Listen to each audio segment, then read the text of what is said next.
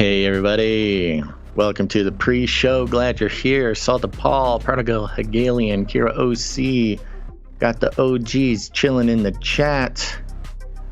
Daniel, yo. Let's see, we got the Rumble still catching up, folks. Rumble's coming in slow, but we do have MSDS in the chat, American flag heart and a dancing dog emoji. Sandra, what's up? Remember, folks, we do have the Twitch channel back up. I know by now everybody's got their favorites, but you know, if you're one of the OG Twitch folk who miss it, who miss the gifts and miss the stamps, I think they're called stickers, whatever. Our Twitch is back. I'm gonna go ahead and figure out what our Twitch channel is. Twitch TV.Canary Cry News Talk, not /. Oh man, this is a mess. I'll just pop it in here just in case anybody wants it. There you go. Remember, we also have kick.com /CCNT. This is another one of these Freeze Peach accounts. If anybody's interested in that, helps us if you just go follow anyways, you know, go make a little thing, and you'd rather have an account than not have an account, just follow us there. It helps us out to have followers on all these locations, and if it's the same person over and over, that's okay. Just love to see it. Who do we got? Loverbug, Martin, Dento Beans here. Okay, good. We're getting the whole gang back together here. Dave, the Racing Heart, Martin, Cassandra. Great. Good. All right, folks. Well, I just want to remind everybody, as always, that you can leave us a pre-show prayer over on canarycrynewstalk.com. Just look for the green tab on the bottom or the right-hand side. Click on that, and you'll have 90 seconds to leave us a prayer for the pre-show. Last episode, the pre-show prayer even made it to the RSS feed for the podcast broadcast. And so there you go. Keep a listen out for that. And it's a great way to get involved with the show, produce the show, and, you know, get involved sort of spiritually with helping the show survive, because surely prayer is one of the most effective ways to keep us alive. There's plenty of ways you can keep us alive and participate by producing the show with your time, your talent, or your treasure, but prayer is also a very important part of that. Okie dokie, yes, I see people making notes to self, submit prayer. There you go. Keep it going, everybody, and just do it now. Just go do it now. That's a good thing to do, because what we are doing is we're saving all of them and playing one per episode. So if you, no matter when you leave it, you will make it on an episode coming up. So thank you very much. All right. Well, with that, I think we are going to play today's pre-show prayer and get on with the show. Okay, folks, let's do it.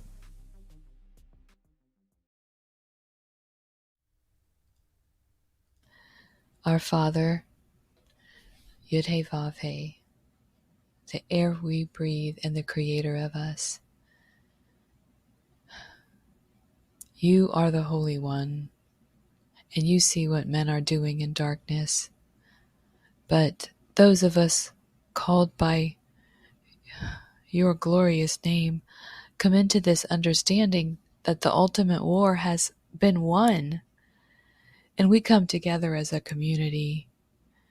In your name, Jesus, we stand against and refute, resist, and finally, like it says in Revelation 12, overcome. Thank you, Lord, for equipping us with everything that we need to successfully do battle. We now pray for our enemies that they be exposed and either saved or scattered to the wind, and show the evil one's followers that they are deceived, or proceed with your perfect plan for those who love the lie. Thank you, Lord, for your Son. We love you. Amen. The world is getting crazier. People are acting more and more insane. The end of the world is tomorrow. Tomorrow. There's only one thing to do when the world is falling apart. Listen to Basil and Gonz as they discuss this week's news and events through the lens of Bible prophecy. You are listening to Canary Crime News Talk. You're listening to Canary Cry News Talk. Today is July 3rd, 2023. We are live to tape on episode 641. And today, American Weather Mod. And signing on from Off the Grid, Razzle Dazzle. I'm your best buddy, Basil. And my name is Gonz, director of the Age of Deceit films. Wife calls me the Cabana Boy, your favorite Asian provocateur for Christ. Live to tape from California, to bring you the best news, which is the gospel message of Jesus Christ, while reporting the egregious with a well-rounded, biblically grounded take on world events. And today's emergent phenomena, layers of deception. Not just one layer, multiple layers. Yeah. And like double meanings. Like a 4th of July layered bean dip. Or like how everything's public now, American Weather Mod. Kind of like a weather modification, but also moderators. Are they moderating the weather? Kind of like mods in a forum or an internet chat room. Oh, the layers of deception. Deep. That's right. And layers of the show. If you're listening to the RSS feed, that is the podcast feed. The past couple episodes, you've heard the pre-show prayer that we've mentioned in the past. And we invite you, dear podcast listeners, to go to canarycrynewstalk.com. You'll see a green tab on the bottom of the right-hand side. Click on that. You got 90 seconds to leave us a pre-show prayer. We believe this is an excellent way for people to get involved and produce the show.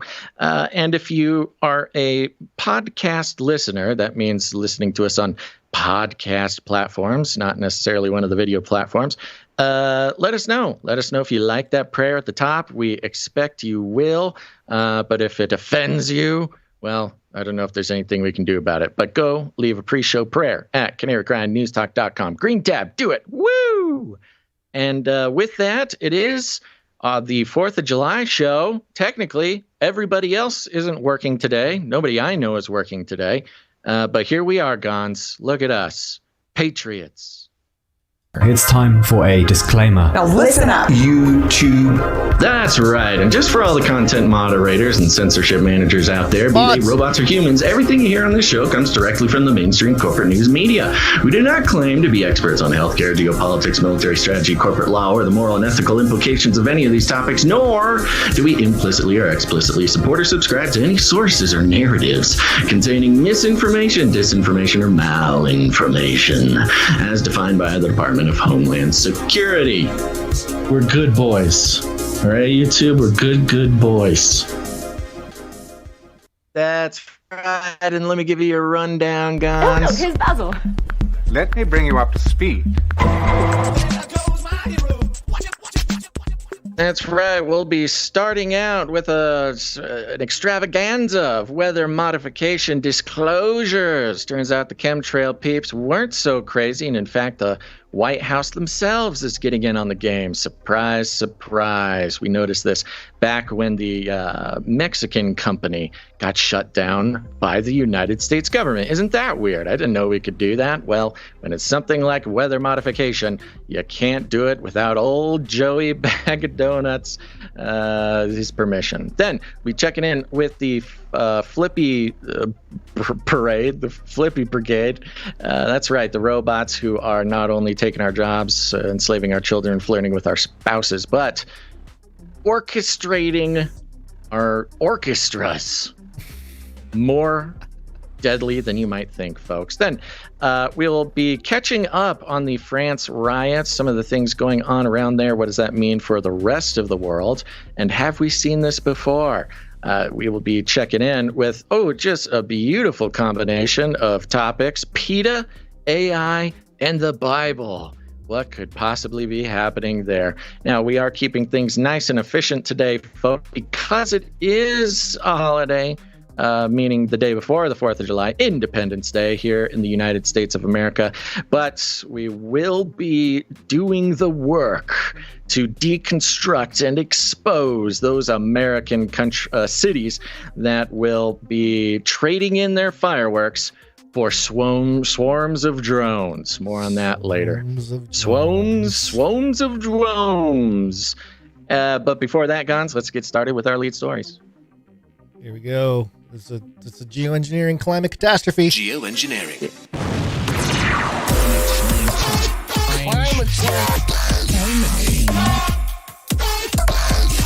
Since the beginning of time, man has yearned to destroy the sun. I will do the next best thing. Block it out. Climate change. Climate change. Mass extinction.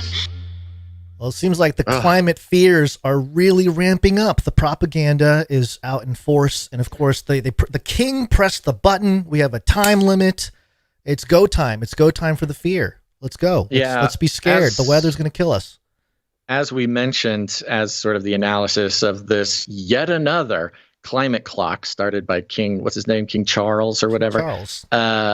Yes, it has instigated a new wave of not only solar radiation and climate change funding, but a new wave of hysteria just in time for the French riots. So we get to combine it all. But what have you seen since the countdown clock begun? Well, also the moon, the full moon, and the France thing.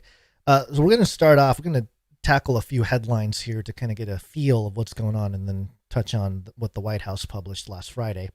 But this is Reuters here. Climate nears point of no return as land, sea temperatures break records, experts say. Very depressing. I mean, I don't know. Another point of no return. Does that mean at some point we're going in circles? Returned? Yeah, we're just going in circles. So it talks about the 1.5 degrees Celsius situation, but really the part that I want to focus in on from this article, there's a sub headline here: quadruple whammy, not double, not triple, quadruple. It's like a quadruple demic. Yeah, that's pretty much what's happening now. It's weird how much it mirrors the same constant reporting that we got during the pandemic. I mean, literally, headlines had the words double pandemic, triple demic, quadruple demic. Right. Yeah, but this is climate, so we're talking whammies. High land temperatures have been matched by those on the sea, with warming intensified by an El Nino event and other factors. Global average sea surface temperatures hit 21 degrees Celsius in late March and have remained at record levels for the time of year throughout April and May. And more scary things. Global warming is the major factor. I thought we dropped global warming as a thing, but it's just come back in full force at this point. It's the issue. So yeah, global warming is the major factor, said Piers Forster, professor of climate physics at the University of Leeds. But El Nino, the decline in Saharan dust blowing over the ocean, and the use of low sulfur shipping fuels were also to blame. Quote, so in all, oceans are being hit by a quadruple whammy. He said, quote, it's a sign of things to come. What does that mean? Is it going to be what's 5? Hepto whammy? I think it's penta. You're right. Penta whammy? Why am I thinking hepta? Hepta 7? I don't know, but I'm sorry. I blacked out there for a second. Did it say something about cruise ships? Cruise ships. Or fuel? Shipping fuel. Yeah. Shipping fuel. Yes. You want me to read that part again? Yeah, please. Okay, so this is from Piers Forster, professor of climate physics at the University of Leeds. He said, El Nino, the decline in Saharan... So he's listing things. El Nino is one thing. Decline in Saharan dust blowing over the ocean, and the use of low sulfur shipping fuels were also to blame, yeah. So the lack of Saharan dust floating over the ocean is contributing to climate change. It's a whammy. One of four whammies. One of the whammies. One of 4 whammies. What does that have to do with anything? We're gonna die. We're gonna die. What are humans doing that is keeping the dust level down in the Saharan desert? What is there a sort of I don't know, are they spreading some sort of Scotch guard across the millions of hectares? I don't understand. It must be killing fish, because it says thousands of dead fish have been washing up on Texan beaches and heat-induced algal blooms have also been blamed for killing sea lions and dolphins in California, because algal blooms, the obvious effect of you using your hairdryer. Yeah, I'm sorry. I don't believe it. It's happening. One of the whammies is dust not getting kicked up from the Sahara Desert. I don't know what that has to do with me. I don't know what that has to do with anyone. I think this is leading us to only one conclusion, which is we need more dust in the sky, Gons. How will we get this dust into the sky? Do not think too hard about it. The government's got your back. So we're going to move on to cron.com here. And the headline here, sun's activity could peak 2 years earlier than expected, experts say. Oh, okay. Yep. The sun could potentially reach solar. It's a very active sun. Yes. I do believe these happen in cycles anyway. Do they not? Yeah. Yeah. So yeah, they do. They vary I think they're referring to the 11-year cycle. Yes. Which at the quote unquote climate change deniers have talked about the 11-year cycle forever, but are called sort of crazy for thinking that could have anything to do with it. So, what is this? Is it the Politico? Yeah. No. No, this is Cron. Cron. It does quote. Okay. It does quote Alex James, not Alex Jones. Alex James, solar physicist at the University of College London. Alex Jones's radical Democrat persona in London, University of College London. Yes, he's the British Alex Jones. Oi, mate! Oi, mate! Make the frogs gay. The sun is making the frogs straight. Okay, so we have our UK. All right, so anyway, that's more fear there. But this one, I really think this. Do you have something to say about that whole Cron thing, or let's just move on because there's Cron? Well, yeah, okay, just a second. Go ahead. Yeah, we're talking about climate change, right? But then there's the sun's activity that, on certain cycles, the sun is more sort of agitated and blasts more radiation every once in a while, heating things up, causing a little bit of chaos in all sorts of different ways, which is separate. The climate change deniers are the ones who say, look, sometimes the sun just like flares up and makes things hotter. There's these cycles where the climate changes and the sun is part of it and blah, blah, blah. For years, maybe even decades, at least the decade of us doing our work, we've heard, that has nothing to do with it and you're a crazy conspiracy theorist. And then here on the Cron, the Cron says the sun could potentially reach solar maximum, a peak in the solar cycle that could cause major problems for those of us on Earth. By the end of the year, according to a report from Live Science, roughly every 11 years, the sun's magnetic fields get tangled up until it results in a massive reversal of its north and south poles. During this period of increased solar activity, more sunspots appear on the surface of the sun, prompting more solar flares and storms that could potentially disrupt communications, damage power infrastructure, and affect satellite operations on Earth. Okay, we've heard this, yes. So it's either the climate or the sun. Both have the same damage effect on Earth infrastructure. Yeah, and they say in this article that, it's going to cause all sorts of problems when it comes to climate change, but we don't need to get stuck on it. Keep me going. Take me down this. I was just going to say the talk about the sun having nothing to do with how we, recycle or something like that. They're going to talk about quantum climate at some point. That's just a red book thing out there. Quantum climate. Okay. Quantum climate, because everything's quantumly entangled. So anything you do is affecting all parts of the universe and galaxy. And so we'll have a politically justified butterfly effect. There you go. Okay, so this one was fun. ScienceAlert.com. New paper links climate change to shrinking brain size in humans. Now this I believe.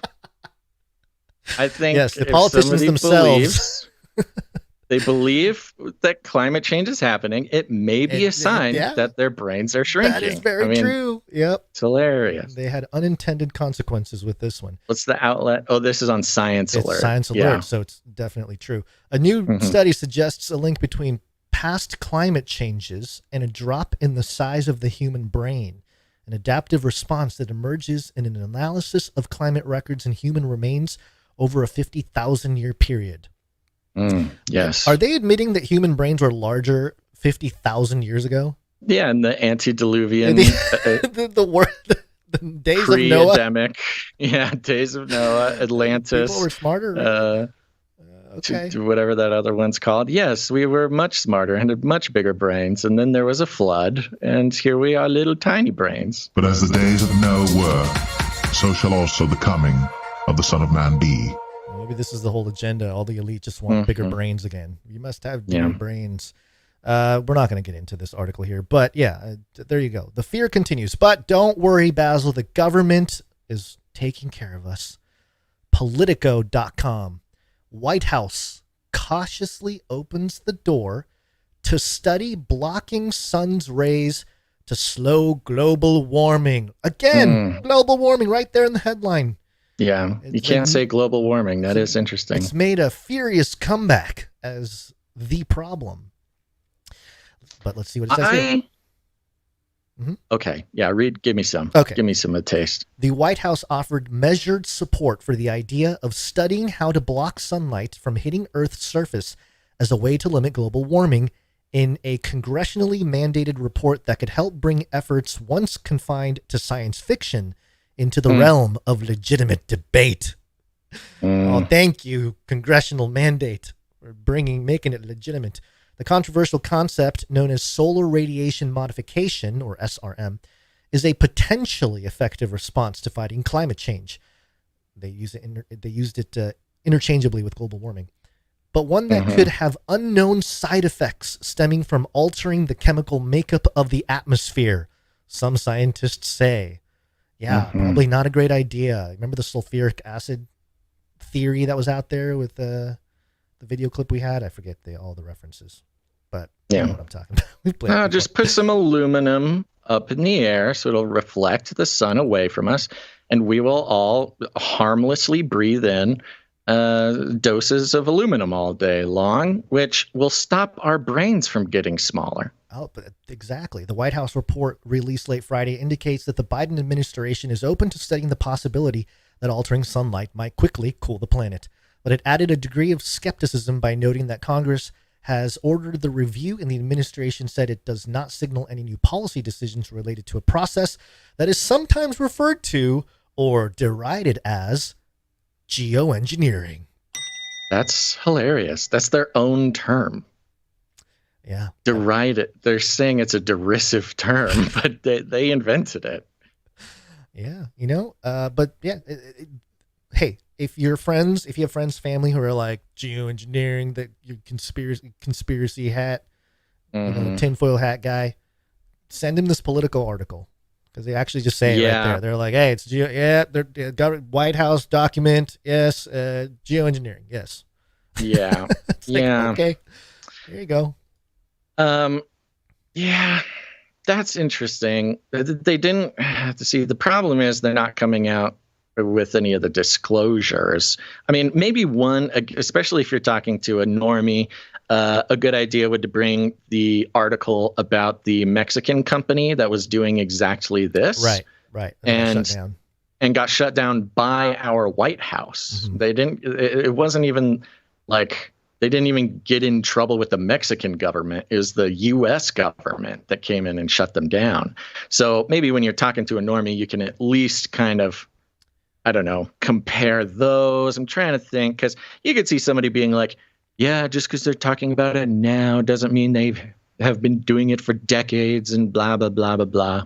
But you get the point, folks. It's good. It's good. Yeah. So just another part here. I'm putting myself in the shoes of a normie reading this, and maybe a conspiracy theorist friend sent me this article or something, and I'm reading it and I see geoengineering. Okay, fine, I guess that's true. But it says here, skeptically or not, that the White House weighed in on solar experimentation at all is remarkable.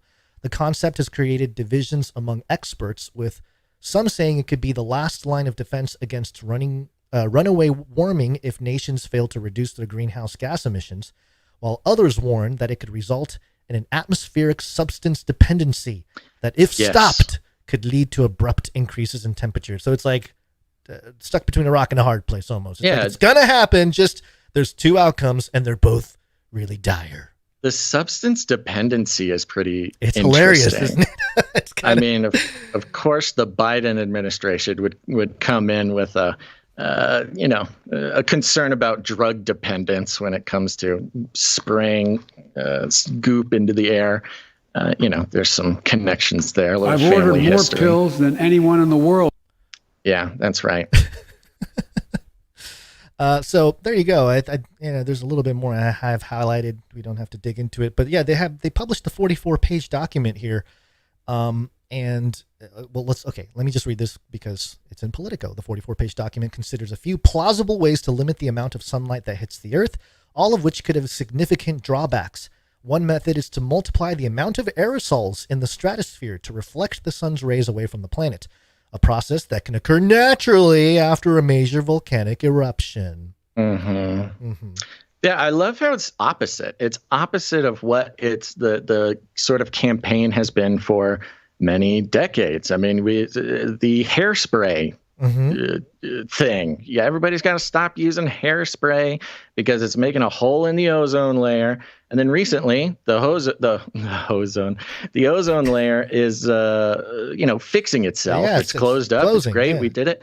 Now we got to put more aerosols. It's almost like cans of hairspray being sprayed into the air became a substance dependency for our planet's atmosphere. And then when they 80s, stopped, once again, we got issues. That's right. The 80s really got, not only did it get a lot of people hooked on, Coke and rock and roll, but also got our atmosphere hooked on hairspray aerosols. We got to give the Earth its fix, man. Well, the Bible does say that creation groans in eager the revealing of the sons of God. So yeah, you're right. I mean, the Earth itself could be like, hooked on the stuff, man. Gotta help me out, Jesus. You gotta come back soon. It's not going well. Yeah, this is real quick here. At the end of this Politico article, it says the White House didn't immediately respond to questions about the timing of the new report or its potential political significance. Given the polarized political climate in the U.S., the Biden administration is right to proceed with caution, said Talati, a political veteran of Capitol Hill and the White House who most recently served in President Joe Biden's energy department. Quote, politicization around climate change has obviously been a huge driver of policy gridlock on reducing carbon emissions, she said. Quote, and so I think trying to avoid politicization around geoengineering is also important. Mm-hmm. Yes, we would love a bipartisan consensus to spray chemicals into the air, because that way, look, if it benefits the elite class, they're not going to be fighting about it. They'll be throwing their money at it. Of course, this is only 6 months, maybe a year after Bill Gates started touting his geoengineering project he's been working on. Something like that. I really think this is preparing for people that are against the idea of actually geoengineering our skies, which they've been doing for decades. But now that it's out in the open, the fact that it's being presented by the White House means it is being politicized. And this sets it up for, hey, we're bipartisan on this issue. Anybody who's against it, you're a crazy conspiracy theorist. Yep. That's exactly where this is going. It's going to be exactly like vaccines. Hey, if you don't want to spray, no, you don't get to play. No spray, no play. Boom. Put it on a shirt. Job. Sell it to the government right there. No spray, no play. I would not be surprised if they actually do steal that one. They might. Yeah. You're welcome, NSA, for those ideas. So there you go. All the scary stuff. Now let's dive in just real briefly here, because I did take the time to kind of look through the document, whitehouse.gov/WP-content. We're using WordPress. Anyway, the document is titled Congressionally Mandated Research Plan and an Initial Research Governance Framework Related to Solar Radiation Modification. Government documents, I think their goal is to make it sound as boring as possible, because it's all crazy stuff. They don't want people really understanding what's really happening. The banality of evil. Yes. And so there's a part here. Okay, let me make sure I have the proper quotes. This document focuses on atmospheric-based approaches to solar radiation modification, SRM, specifically stratospheric aerosol injection, SAI, and marine cloud brightening, MCB, following the recent extensive 2021 National Academies of Sciences, Engineering, and Medicine, that's NASEM, report, Reflecting Sunlight, Recommendations for Solar Geoengineering Research and Research Governance. And by the way, that link, they have a reference here. It's the first reference they have or source they have, and people can go look at it. I really was not that impressed with the sourcing, which becomes a theme here with this document. Also following approach of the 2021 NASEM report, this research plan mentions cirrus cloud thinning, CCT, even though this works by increasing outgoing thermal radiation and hence is not strictly speaking SRM. There is relatively little work to date on CCT, and the plan's treatment is to reflect reflects that paucity of knowledge. And later on here, it says the ongoing Holocene. Let me see. Let me find that page. Oh, it's page 33. Let me just get to it. Oh, perfect. Yeah. So there are ecosystem services here. Let me just do the Holocene here because that's faster. The ongoing Holocene extinction event is likely driven largely by human-driven stressors, resulting in loss of biodiversity in terrestrial and marine environments through the Earth at a rate unprecedented in human history. So pretty bold claims. Just White House coming out stating it as fact.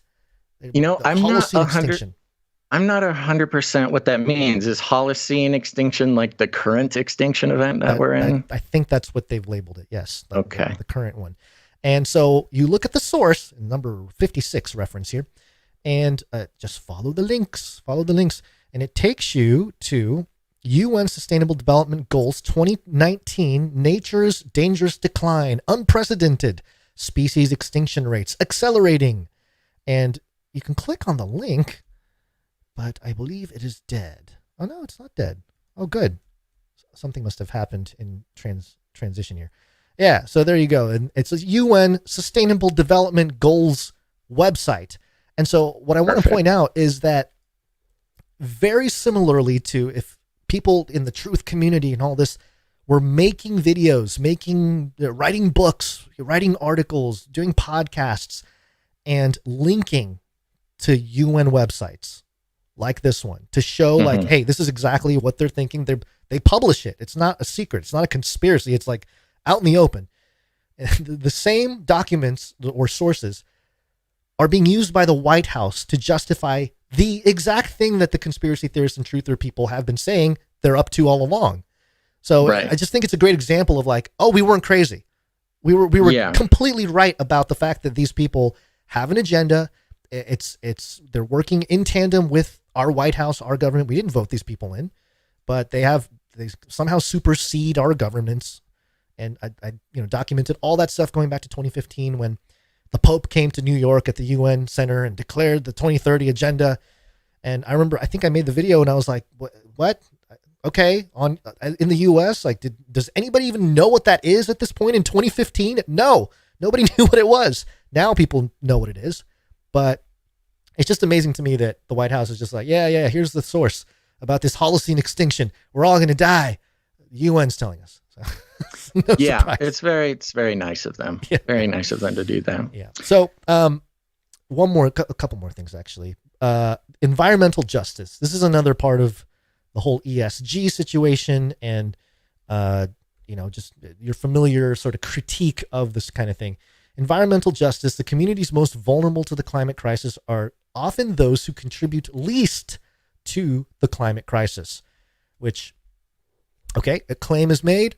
A source is mentioned, which is source number 72, which takes us to this website here, nature.com. It's a report, Global Mismatch Between Greenhouse Gas Emissions and the Burden of Climate Change. Basically, the idea is, hey, the rich first world nations, they produce the most greenhouse gas, but they're the rich nations, so they have the most resources to protect against it. Meanwhile, the third world nations, they're the ones that are really having the effect from all this stuff. And so this is inequality. We got to bring him out of this inequality. The same sort of woke argument. Yeah, the same sort of emotional manipulation. Yes, and of course, to save the third world from, or the developing world from the disasters of climate change, how we fix that is by giving more money to corporations. And leaders. It says here in the abstract of that nature.com article, in 2010, only 28%, 16% countries had an equitable balance between emission and vulnerability. Moreover, future emissions scenarios show that this inequality will significantly worsen by 2030. It's the same years popping up all over the place. 2030. Everything is based on this agenda. So don't if anybody tries to tell you it's coincidence, there's plenty of evidence to suggest that it's not. Things falling off walls. I'm getting excited. And to that point, they have a thing that they mention here where they say in the United States, frontline communities, those that experience the first and worst consequences of climate change, are largely low-income communities of color, immigrants, migrants, and people who speak languages other than English. That's an interesting way to categorize that by language. Mm-hmm. Really gives it that social justice flair. They don't speak English, so what? You want them to fry? You climate change denier. Climate change denier, racists. You're racist now too. So it's all the things you'd expect, packaged in a way where the government is basically admitting that geoengineering exists and they'd like to take part in making sure that it goes well.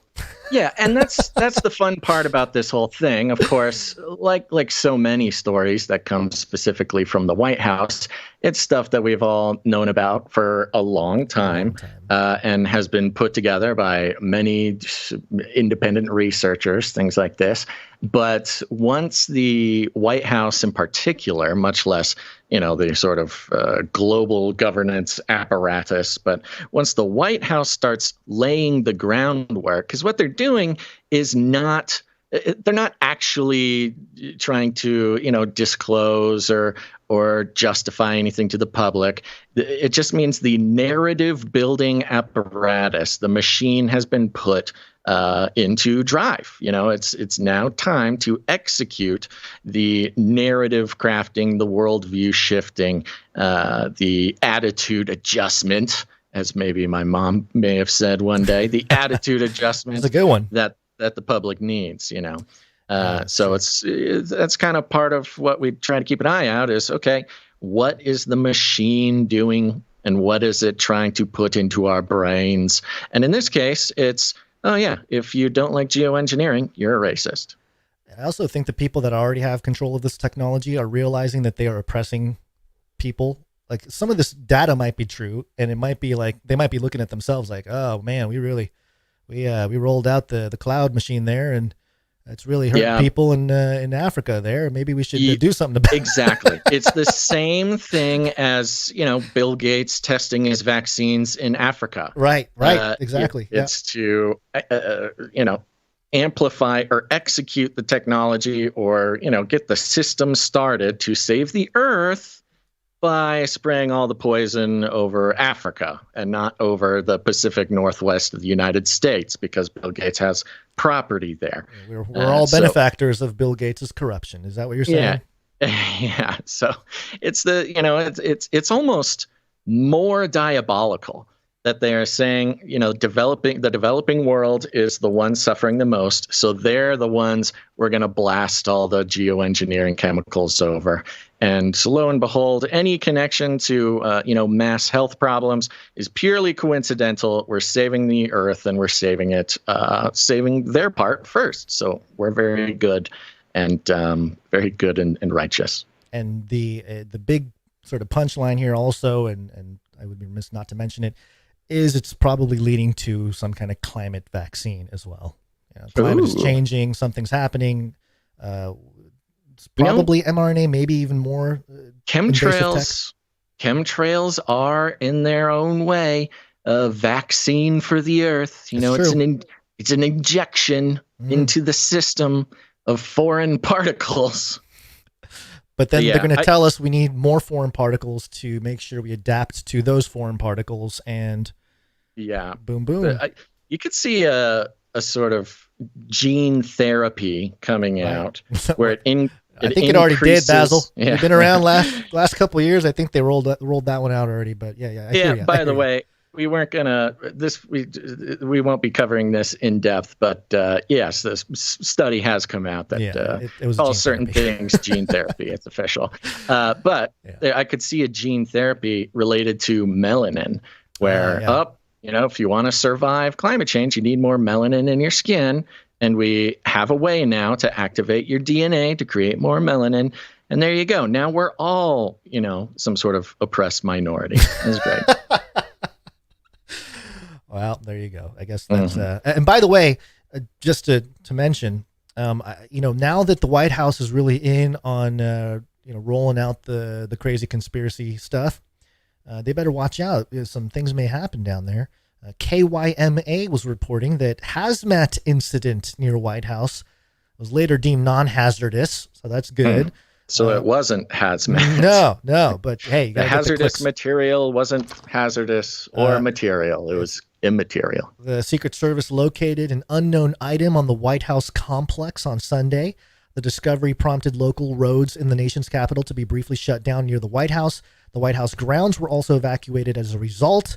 But then they found out that it's non-hazardous and everything opened back up. But there was a moment there, all this climate stuff, and maybe a climate terrorist, eco-terrorist came and wanted to fight against. Hey, that's the other thing, the eco-terrorism thing. We haven't talked much about that, but I think we have a jingle for that too. It was a can of Aquanet that Hunter Biden left out on the that's right. out on the thing. Old hairspray joke there for anybody. Yeah. Okay, well, sounds good. You ready to keep moving? Let's Monday. Gary, what day is it?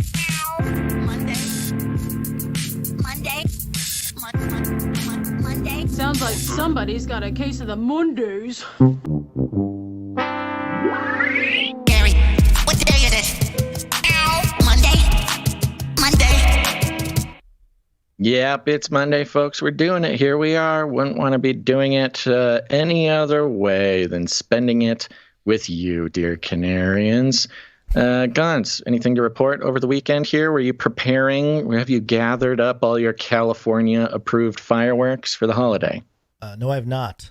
But my new location is on a bit of a hill, so I believe I will be just fine to see all of the festivities from my perch above as I judge everybody for their behavior. Are you on one of these hills that you can see maybe multiple fireworks shows? It's possible. I don't know across the city. So we're first 4th of July in this house. So we've been here for 3 weeks. So, but you're not going out. You're staying perched on. We're staying in. A bunch of family coming over. It turned into a bigger thing than I was expecting. So hey, you can't do 4th of July without kalbi. That's Korean barbecue. And rice. That's what my mom wants to do. So, hey, you know what? Hey, it's America.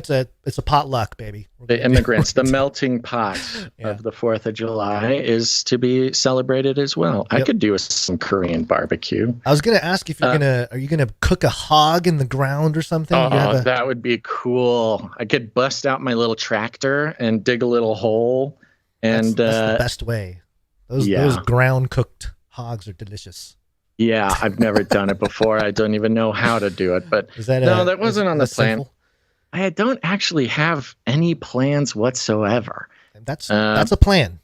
Yeah, because I'm sure I'll end up doing something, but everybody in my life is still kind of on like Basil's damaged alert. Basil's still. Well, they'll bring you gifts. Recovering. The community will come bearing gifts. That's kind of what I was hoping for. You need to play it up would too. Bring it to me. You can't be walking around. You got to sit down. You got to have your legs straight on like a, mantle or something, just to make sure your people know that you can't be jumping around. You gotta, everybody. I am the most patriotic of anybody. Of course, that I know in my personal life. You'd have the American flag blanket over your lap, of course. Yeah. Right. And I'll have I'll just tell some war stories or something, anyways, it'll be great. I'm hoping to make it through 4th of July with all my fingers, but I'll let you know if I end up doing anything fun. Okay. Well, don't do anything stupid. Well, what would make up for any stupid 4th of July whoopsie daisies? I'm afraid to know. Executive producing the show. Executive producers.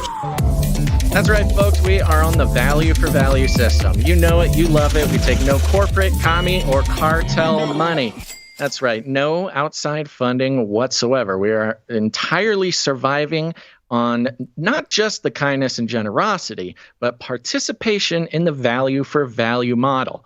It's not just about donations. It's not just about begging for money. It's not just about anything. It is the fact that the value for value model dictates that it is up to all of us to keep the things that we get value from alive. We are not giving that responsibility to advertisers. We're not giving that responsibility to government grants. We're not giving that responsibility to anyone outside of ourselves. The value for value model means that we create value. We try the hardest we can. And if you get any value from what we do, you can put some value back in. And look, you're not required to. You are, I would say, gently reminded every episode that it is an option, but it is not required. However, it is just the law of the jungle that if people are not putting value back into the show, then there's no value to keep the show going. So it is an agreement and a participatory, I'll call it a party, where people who get value from the show put some value back in, and then we can just keep doing it. That's how it stays alive. As soon as people stop getting value from this show and stop putting it back in, then we will know. That is the day we will know. We have finished our good work, Gons, and it's time for us to go get a job as a robot mechanic or something. But today is not that day. We are on the value for value model, and that's why we thank our executive producers up here at the top. Executive producers are those who send in the value in fiat currency, I guess crypto you could send it into, of $100 or more for any individual episode, gives you the executive producer title. There can be as many executive producers as people who send that in, but we thank them at the top of the show, and that's what I'm going to do right now. Gons, what do you think about that? I think it's a great idea. Okay, great. Yeah. So for those who received our email alert today, you saw we did a little breakdown of the child care budget. And as of the moment of sending the email for everybody on our email list, at the time we sent the email, we were $75 out of $120 for keeping the child care payment paid so we could sit down and do this episode. So we only need $43. And I thought, surely somebody will executive produce and cover the costs. And we live our lives trusting the Lord will inspire people to keep this show going. Haven't you seen the birds? Did they hunger? Exactly. Okay, there we go. I was wondering where that was going. Yes. So anyways, oh, sorry. I'm stalling because I was refreshing in hopes that an executive producer would have gone through. But Gons, sadly, no execs have shown them. That's okay. Wah, wah. Well, I mean, it's okay because we trust that the Lord will figure it out. But there's still time to become an executive producer, folks. You can produce in any way that you want, your time, your talent, or your treasure. But if you want to be our knight in shining armor, head on over to canarycry.support, and you'll find all sorts of options, all sorts of ways, all sorts of platforms that you can produce the show. That's that. I don't know what else to say about that. That's where we're at. So thank you very much. CanaryCryRadio.com/support. I will say this, though, Gons. In times like these, we are extra grateful to our Canary Cry Supply Drop producers and the T-Shirt Council. And so I think this is a great time to mention CanaryCrySupplyDrop.com and also hit that jingle because we have somebody to thank. Which one? Supply Drop? Supply drop. That's right, Canary Cry Supply Drop. If you get $2.77 worth of value out of these episodes, why don't you go sign up to receive the Canary Cry Supply Drop? That's $33.33 a month. And on top of producing the show, not only is that a full 1 hour of childcare per month that you're pitching in, but also every quarter, you'll receive a big old package with custom created, made in America, ultra awesome Canary Cry gear that we put together. It's really fun. We're starting out this year by sending out, including not only a CD from one of our very talented Canary Cry musicians, but also a DVD copy of the Age of Deceit film. We will be putting the Age of Deceit films in all the supply drops from now until next year. So you'll want to go sign up, canarycrysupply.com. And like I said, the monthly producers are, in days like this, the reason we're able to do the show on top of the producership for individual episodes. But if you want to go do that, it's a great way to support the show. Set it and forget it, but also receive cool stuff. You might even forget that you're going to get cool stuff, but it will show up. And we have a new signer-upper, new supply dropper. I don't want to thank them right now, and that is supply dropper Sir Guthbrander. Sir Guthbrander. Thank you. That's right.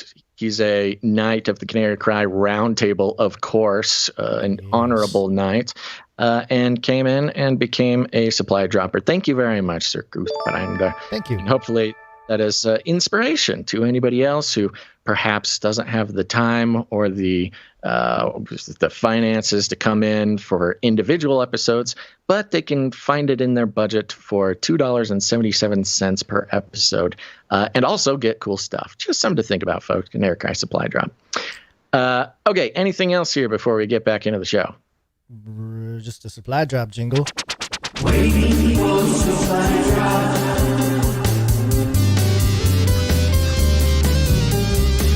Should do a quick mention of the T-shirt council just because we're here. Yeah. T-shirt council. Yes. You know, I'm thinking, obviously not today, I don't have it prepared, but we'll do a reveal of the next Canary Cry T-shirts chosen by the Canary Cry T-shirt Council. I'm very excited about this one, and I think everybody else will as well. We had some questions, Gons. We had some questions about people receiving the Canary Cry T-shirts if they're not a part of the Canary Cry T-shirt Council. I don't know how or if that's going to happen. So really, the best thing to do is to sign up for the T-shirt Council. Go to canarycrytshirtcouncil.com. It's an elite secret society, the most important and reverent secret society in the world. And their sole goal is to flex their power and decide what the quarterly Canary Cry News Talk T-shirt will be. And the decision is in for this quarter, and I'm very excited to reveal it when I get the chance, which is not right now. But thank you. Go to canarycrytshirtcouncil.com to sign up. Excellent. All right, you ready for Flippy? Ready. Flippy update. Do you want fries with that? That's right. It's time for the Flippy update, folks. Flippy is our colloquial name for the disembodied robot arms that are taking our jobs, enslaving our children, and flirting with our spouses. We use talking about Flippy as a way to explore all the new, fun, and exciting ways that robots are taking over the world. And now there's nothing we can do about it. Today's Flippy update is coming from Reuters, mirrored here on MSN.com. And the headline, Robot Takes Podium as Orchestra Conductor in Seoul. In Seoul, Gons. There's Seoul, now, there's course, the double layers of conductor, because he's a robot, get it? He's a conductor, but he's also a conductor of electricity. Oh, I've trained you well, Gons. You've been paying attention during the Flippy updates, and it warms my heart. But yes, of course, this happens in Seoul because not only do the Koreans love these robots, but these robots have soul. It reads like this. An android robot, Ever 6, took the conductor's podium in Seoul on Friday evening to lead a performance by South Korea's National Orchestra, marking the first such attempt in the country. First attempt. The two-armed robot, designed by the Korea Institute of Industrial Technology, made its debut at the National Theatre of Korea, leading musicians in the country's national orchestra. The robot, with a humanoid face, first bowed to the audience and started waving its arms to control the tempo of the live show. Quote, "Movements by a conductor are very detailed," Choi Soo-yeol, who led Friday's performance alongside the robot, said. So this is the conductor leading alongside the robot's guns. Cheaters! It's a cobot. Cheaters! It's a cobot situation. This robot isn't to come put your orchestra directors out of business or out of work. No, it's just making the job easier for the conductor guns. We've seen this narrative play out in every field that the robots have inevitably taken over entirely. Quote, "The robot was able to present such detailed moves, much better than I had imagined. But Ever-6's critical weakness," Choi said, "is that it cannot listen." It cannot listen. There is no soul in the robot to listen. How are you a conductor robot and you can't hear? You can't put a microphone in his ears? Yeah. Come on. It sounds like some cope. Sounds like some cope from the conductor here. Lee Young-ju. Is that a burn? You think he's a burn? He can't. What? He can't really hear. I think he's scared. Uh-oh. Lee Young-ju, an audience member who studies traditional Korean music, said that the robot's moves, though impeccable at keeping the rhythm, lacked breath or the ability to keep the orchestra ready to engage collectively and instantly, which he said was essential in performance. Now, Gons, have you ever served in some sort of group musician capacity, in an orchestra capacity? Were you in band in high school? Yeah, I played violin. Anything? Played violin in fourth grade, fifth grade. Yeah. So you are aware of this, which is, for a non sort of musician who's ever played in one of these types of groups, the conductor, it's sort of very mystical almost. They move their arms a lot. It seems like the whole group is responding to where they're waving their little stick. And the conductor, sometimes gets very into it. There's like a performance all in itself. And you ask maybe somebody who's never been in an orchestra, like, how do you think that works? What do you think the conductor's doing? And you'll hear people ponder, like maybe when he puts his stick up high, it means play higher or lower, or he's controlling the orchestra with his little stick, waving it around frantically. But for those who have been in high school band or any orchestra type situation, you really know that all the conductor's truly doing is just, he's a metronome. He's keeping the time. He's setting the pace. And yeah, he can sort of give suggestions and wave his arms and, get in your face in one way or another. But essentially what a conductor is a human metronome, which is pretty good news for the robots, because robots are much better metronomes than humans.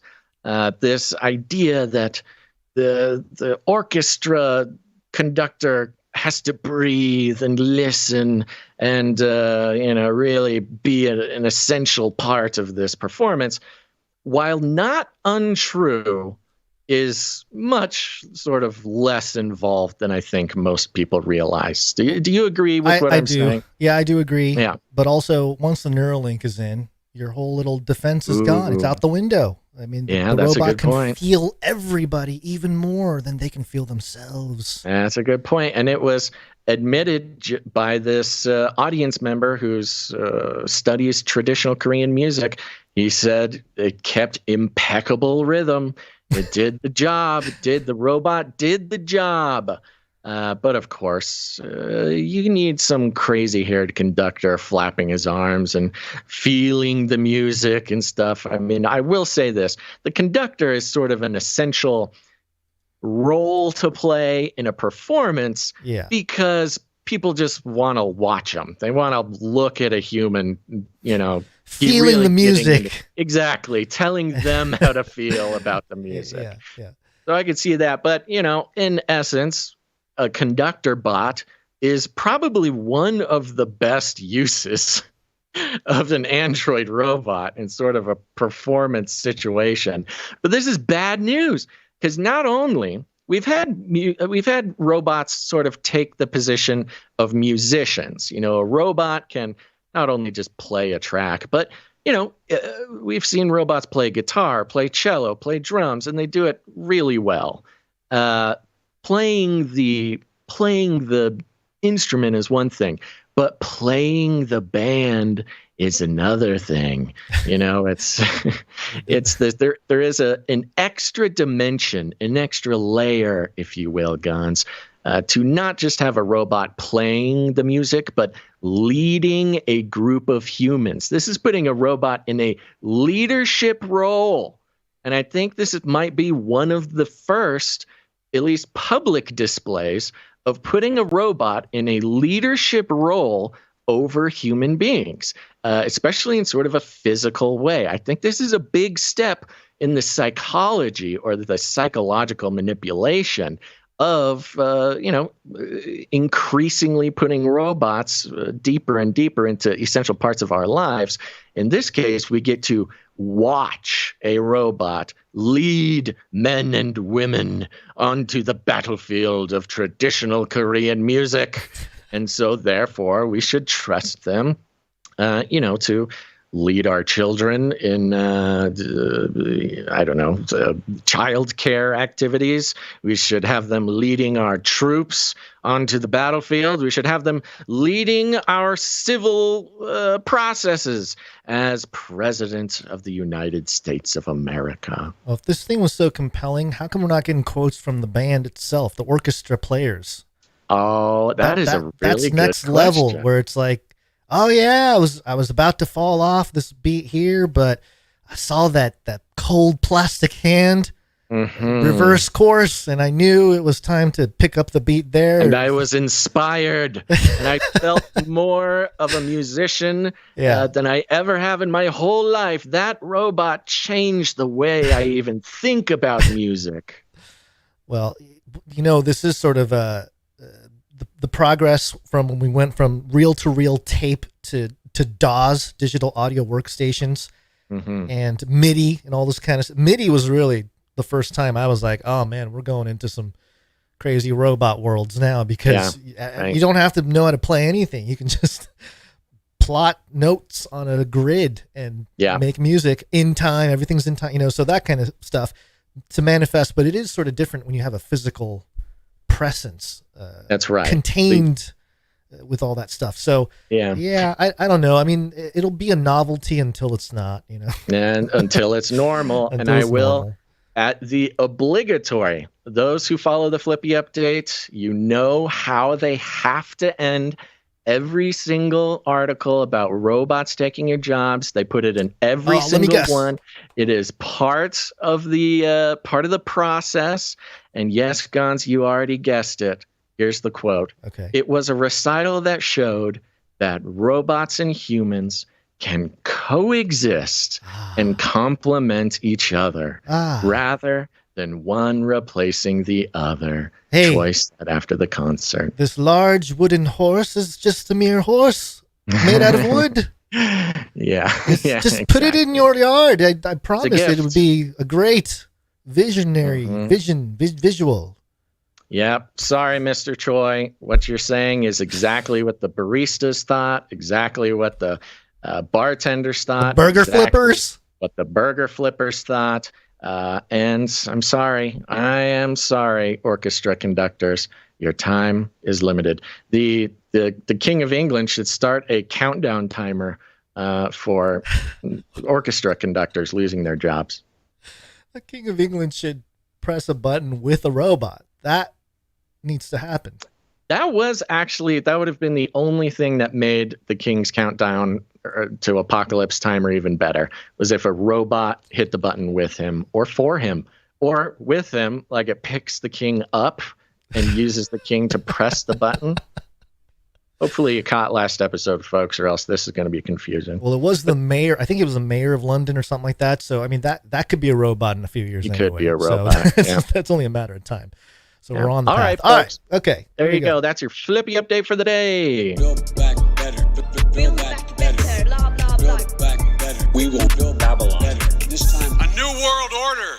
France is on fire. France. Everyone's talking about France. It's over. Yeah, this was a weird thing, because here's part of what makes our job difficult, Gons, is because there are riots around the world every day. Yeah. Every day we're seeing, civil unrest in one place or another, usually stoked by CIA interference. And this is kind of a normal part of our job, is trying to decide which riots are the ones that are going to be the big ones. And especially in France, they literally are having riots. Rioting for like 3 years. 365 days a year since, at least the pandemic started. But a week ago, we saw this kind of start flaring up. And boy, oh boy, has it become an all-encompassing story for the media, Gons. So there are many sources we could have tapped into for this little report here, but we're going to pick NPR.org, and we won't read everything, but just to highlight the way mainstream media, especially NPR, obviously, is going to slant a certain direction. Yeah. I mean, they do a great job of sort of encompassing the mainstream points. Right. Okay, so the headline here is France is roiled by protests after police killed a teenager. Here's why. And the article says, when a police officer shot and killed a teenager named Nahel M. in the Paris suburb of Nanterre on Tuesday, outrage boiled over and spread across France. Protests have gripped big cities as people call for justice, and riots have broken out, bringing violence, fires, and hundreds of arrests. Saturday night appeared calmer than previous days, with France's interior minister reporting 427 arrests as of early Sunday morning local time. A day earlier, more than 1,300 arrests were made in a night of rioting as 45,000 police officers were deployed around the country in an unsuccessful attempt to curb the violence, the Interior Ministry said earlier Saturday. The slain 17-year-old's family has not released his surname, only his last initial. A funeral for Nahel was held Saturday in Nanterre.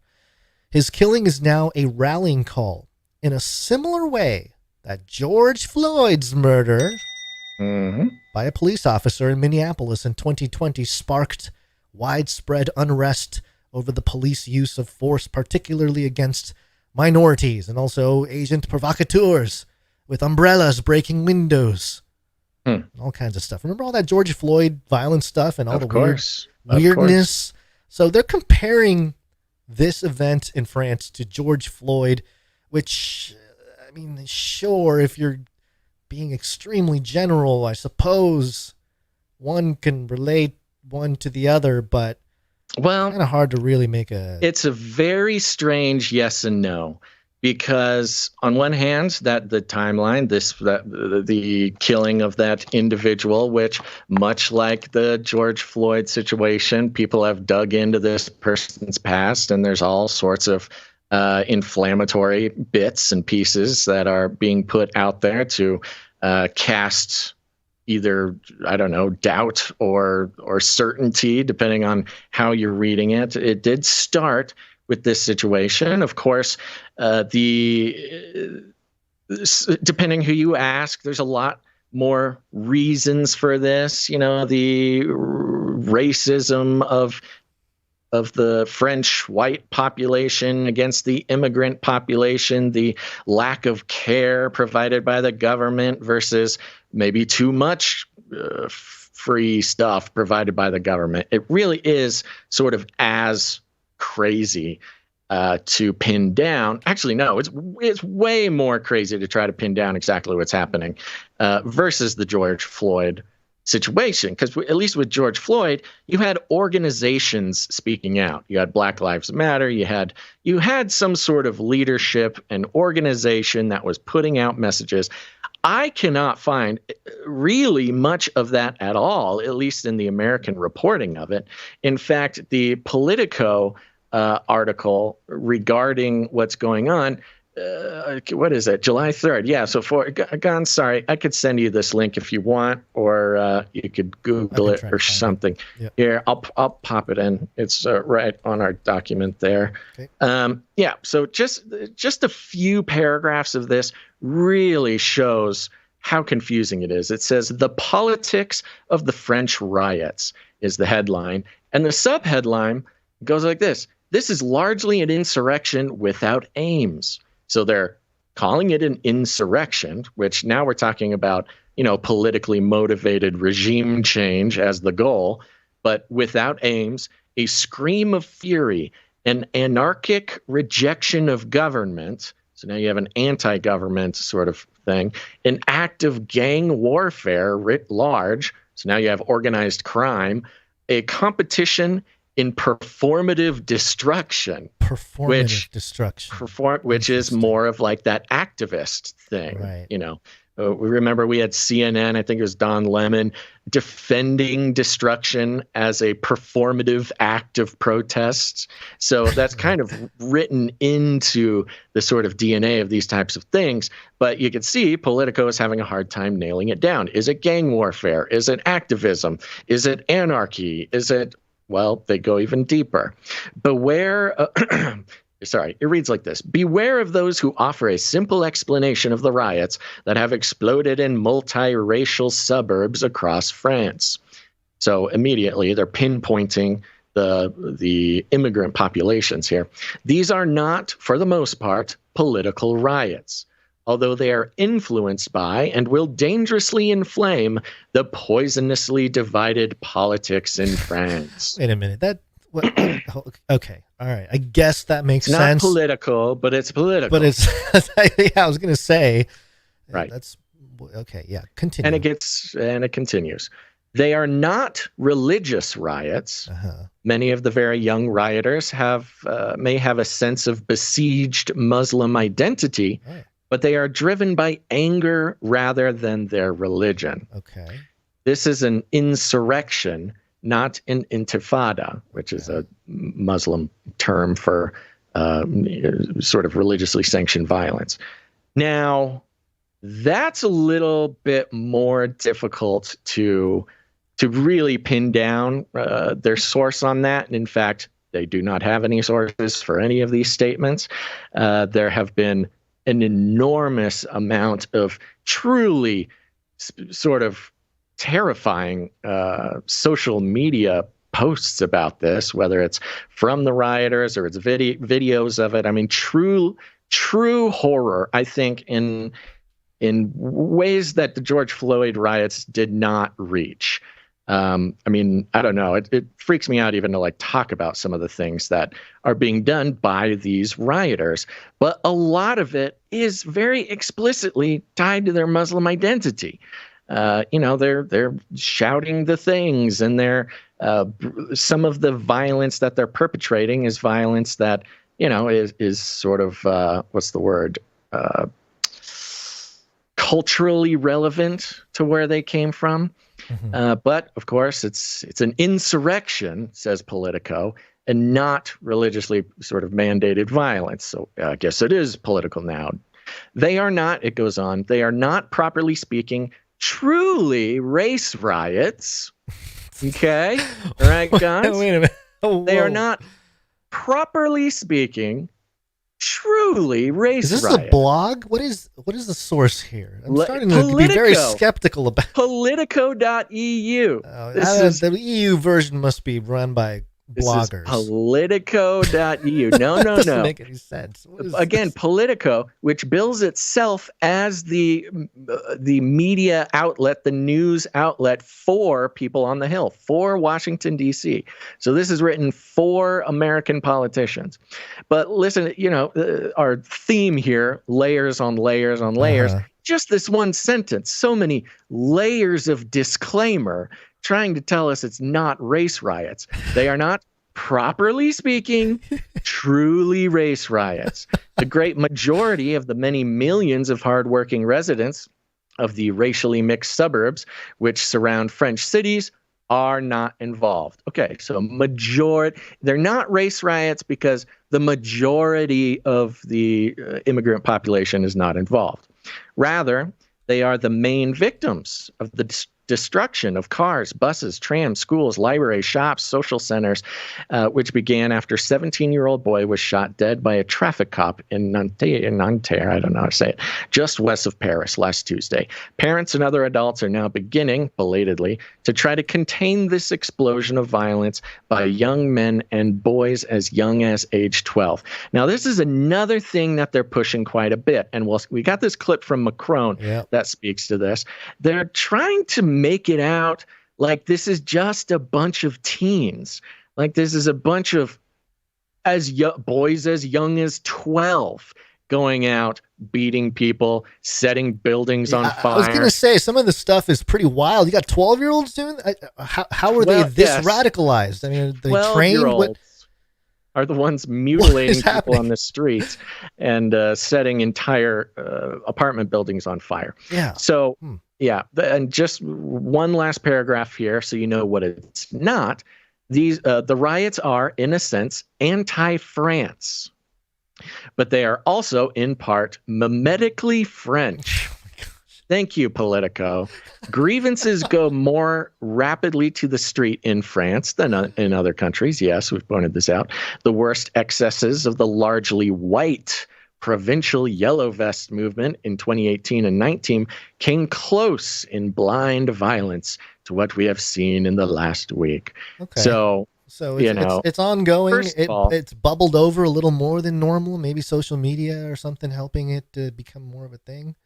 Politico is making just such a very tasteful attempt at comparing what we're seeing this week to the yellow vest movements, which started, by the way, with taxi drivers who were being pushed out of business. You know, it was very much sort of like a union dispute where they parked their cars and didn't let people through roads and marched. And, you know, I don't remember the exact level of violence, but they were not burning down apartment buildings and mutilating people in the streets and turning into complete chaos. But you have Politico here just very tastefully making the comparison to what is majority Muslim riots going on now to the worst excesses of the largely white provincial yellow vests. You know, the white riots in 2019, they came close to blind violence. Okay, so we can compare them. They cannot be compared at all, but that's just Politico doing their thing. So you have here in the American media the sort of narrative that these are young teens who are just restless with society and they're angry because they're not getting the opportunities that they wish that they could be getting, and that's why they're killing people and burning down the whole city. And one of the most poignant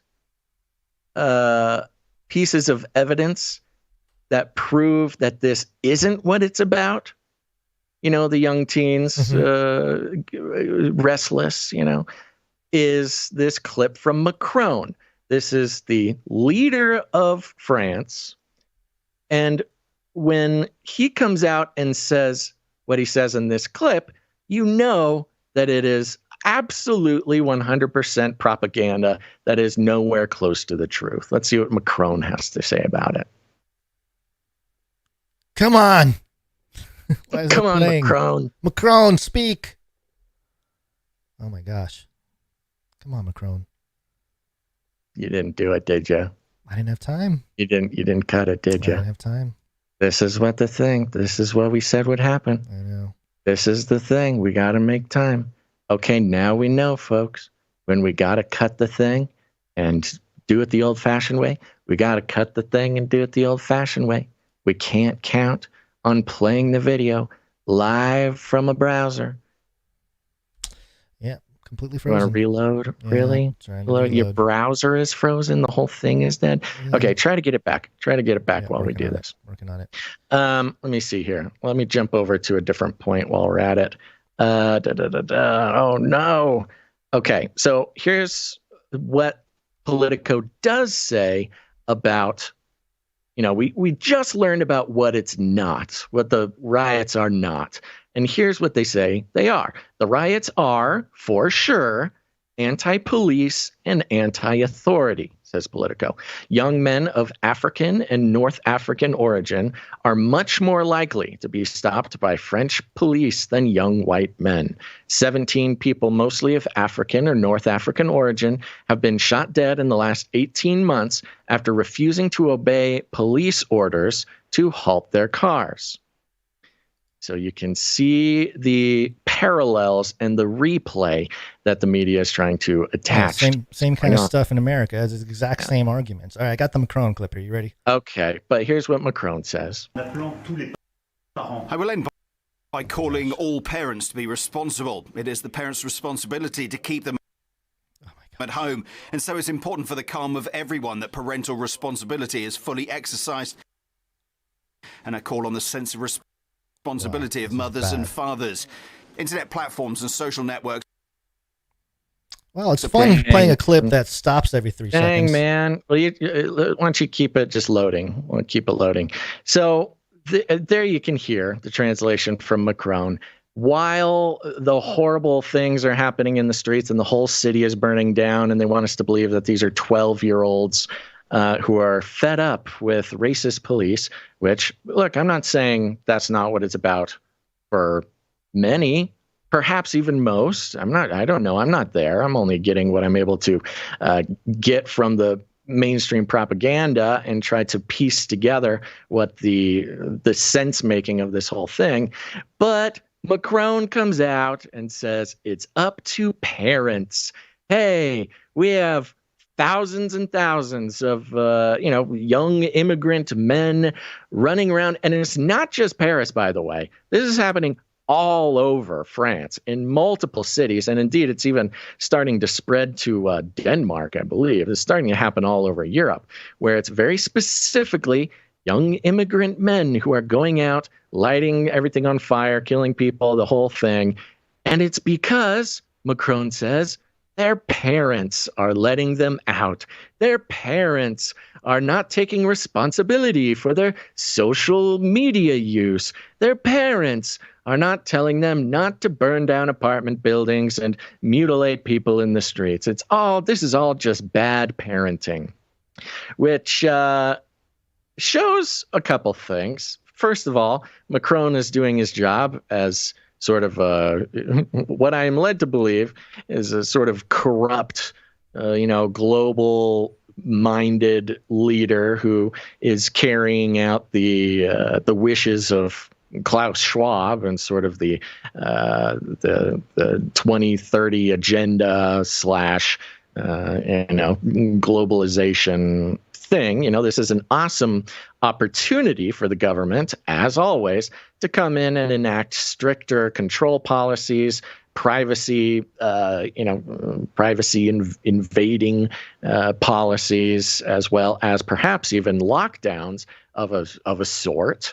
Now, we saw some certain responses during the George Floyd riots where some of this stuff was talked about. And of course, lots of the law enforcement technology that was tested and implemented during the George Floyd riots were just never stopped. They just continue to this day.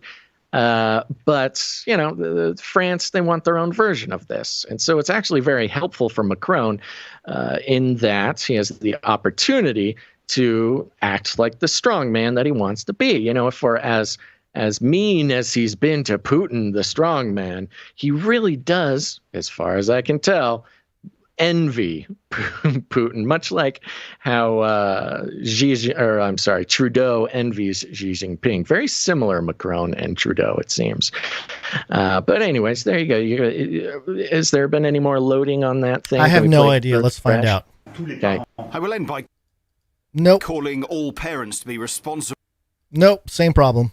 Dang. Well, we learned an important lesson today, didn't we, Gonzo? Mm-hmm.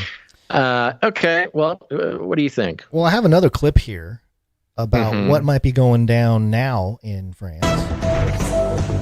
While cutting across to a breaking piece of input from France itself, where Not France news, is input. preparing for a partial internet shutdown in an attempt to disrupt the riots. They're going to shut down the internet to disrupt the riots. Just shut it down. Cyber pandemic. Here we go. This will be very interesting to see if shutting down the internet stops these riots. It's a pretty standard procedure. We saw it in like Africa and stuff. And when stuff got out of control in social media, they would just shut down the internet and lock people Putin out. did the same thing. Mm-hmm. Yeah. So it's a common tactic, but I mean, at a certain point, aren't they just doing it because they're flexing their authoritarian powers there? I mean, if the actual violence has died down, they'll probably still do it as a demonstration. It's a big part of it. Yeah. You know, and it actually kind of connects with Elon's sort of, what was he doing? He's doing his little performative destruction. Yes, the limiting tweet view count or something. Yes. He created a firmament of access to Twitter. Out of nowhere. Yeah. And without warning, there was a change to Twitter that limited the amount of things that you can actually look at per day, depending on your blue check status or not. And it really kind of messed up a lot of stuff for a lot of people. Yeah. And, you know, with the Arab Spring, which is similar amount of violence that happened years ago, it was Twitter that allowed for the Arab Spring rioters, protesters to navigate, to organize these types of things. And Twitter allowing Twitter to stay up and not sort of taking the government requests of, I want to say it was Egypt, allowed for the Arab Spring to escalate in ways that they were hoping to keep it stifled. Now, of course, free speech Elon here, he's not going to shut down Twitter to calm riots in France. That's against free speech. But instead, they'll just sort of do some experiments this week that limits everybody's availability to looking at Twitter. So who knows? It's a little bit of a conspiracy theory, but the timing is really incredible. He changed the number in the middle of the weekend too. So initially it was, if you have a blue check mark, you can see 6,000 tweets, and that's it per day, per 24 hours or whatever. And then he came out later and like, oh, it's been moved to 10,000. I was like, oh, okay. Well, I wonder what caused him to change that little line of code, the number limiter code. Yeah. It's pretty amazing. Right. But now, just a quick mention here on the political article, Politico.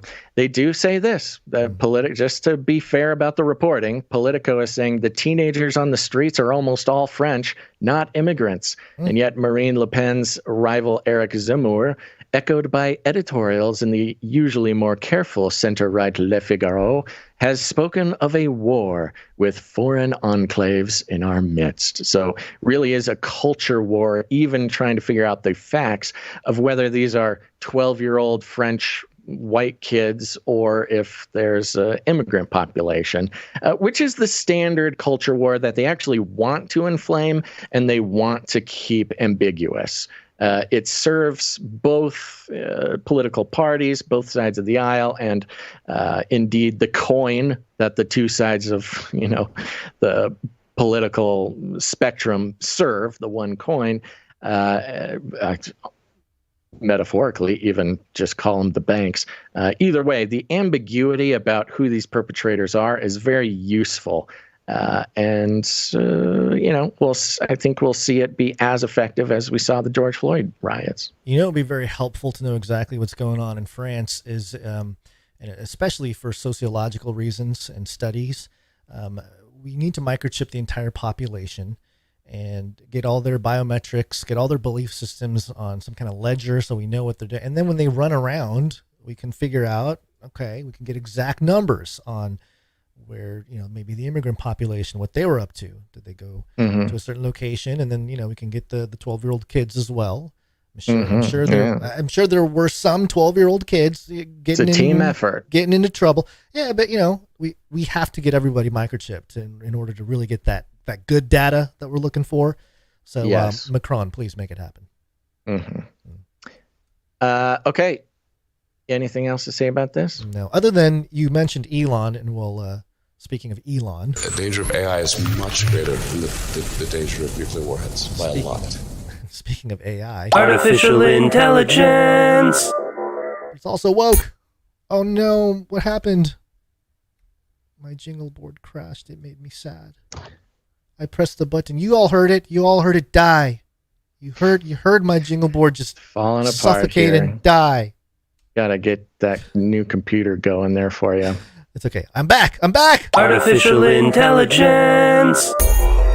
Are you even woke? People don't even read their Bible, for heaven's sakes. All right, I got this from Daily Caller, and the headline here is Making Jesus in Their Own Image. Left-wing groups are using AI to rewrite the Bible and talk to God. Sounds like a right-wing extremist outlet you have there, Gons. Yeah, Daily Caller, but also putting quotes around God in the headline. I'm sure they meant it in a right-leaning way, not a left-leaning way. But it says here, liberal activists are using artificial intelligence to rewrite the Bible and put words in the mouth of Jesus, a Daily Caller News Foundation review found.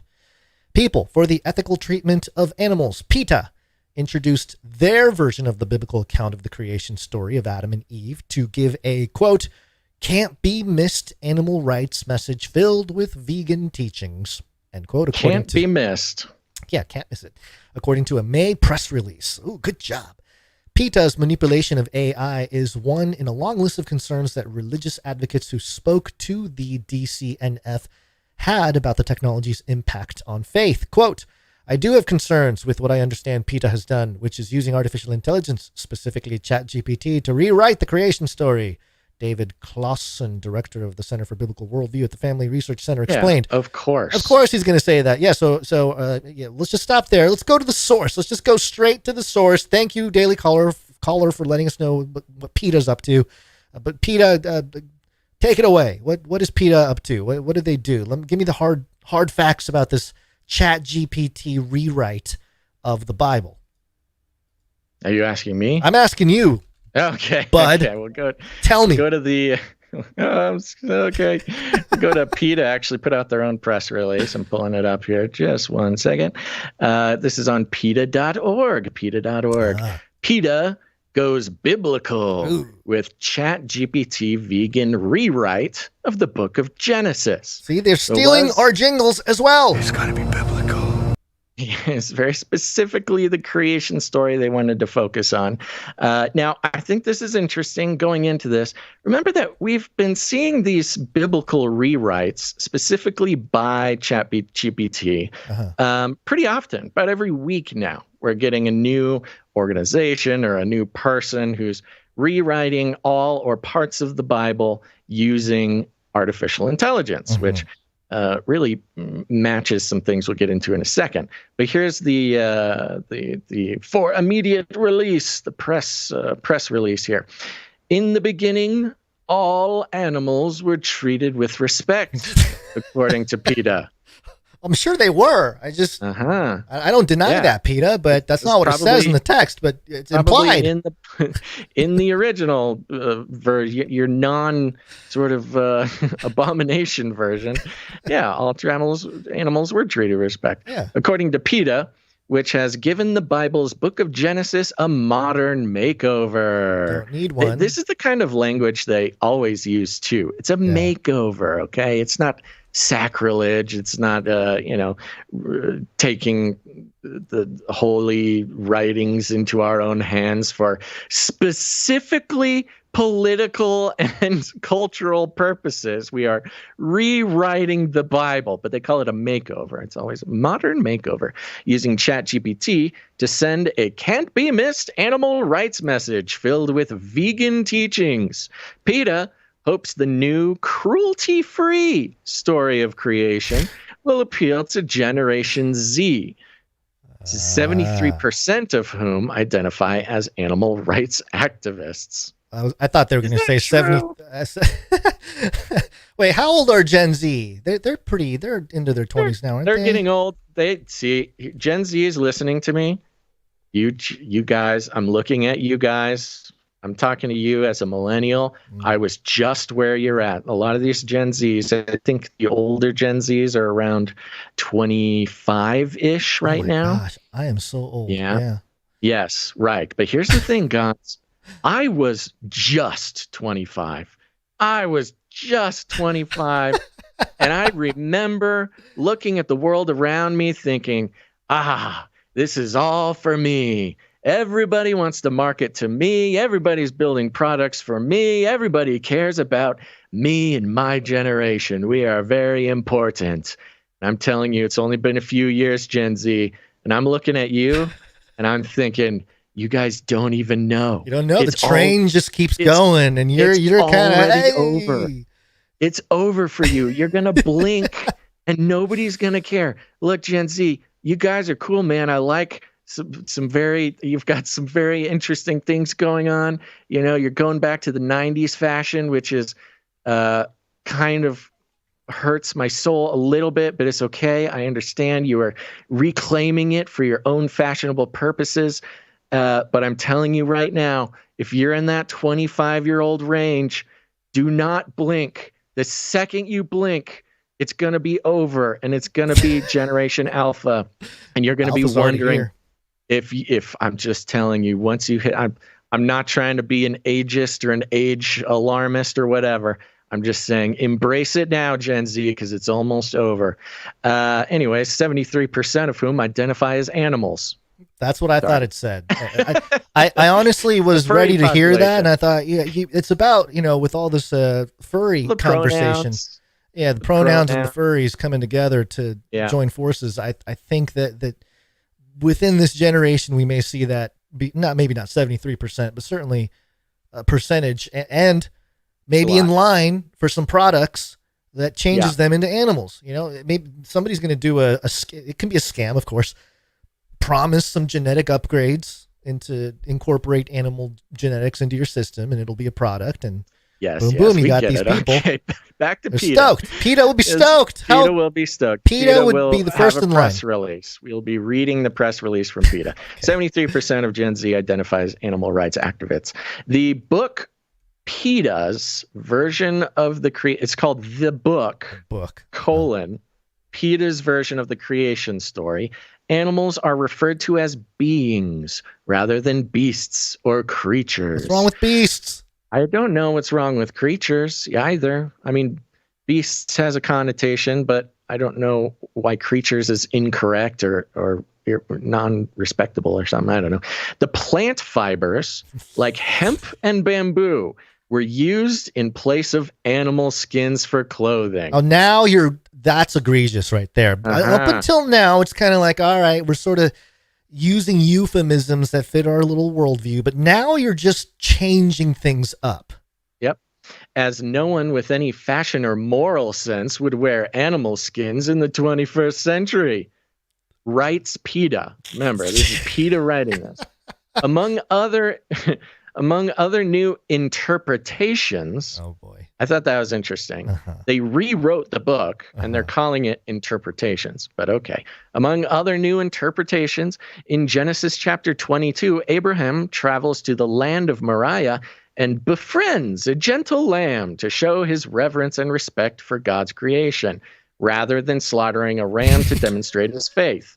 Much as human sacrifice, once a reality, is now outlawed all over the world. So not only are they changing sort of what one might think are not like calling animals beings rather than beasts and creatures. Okay, fine, whatever, not technically incorrect.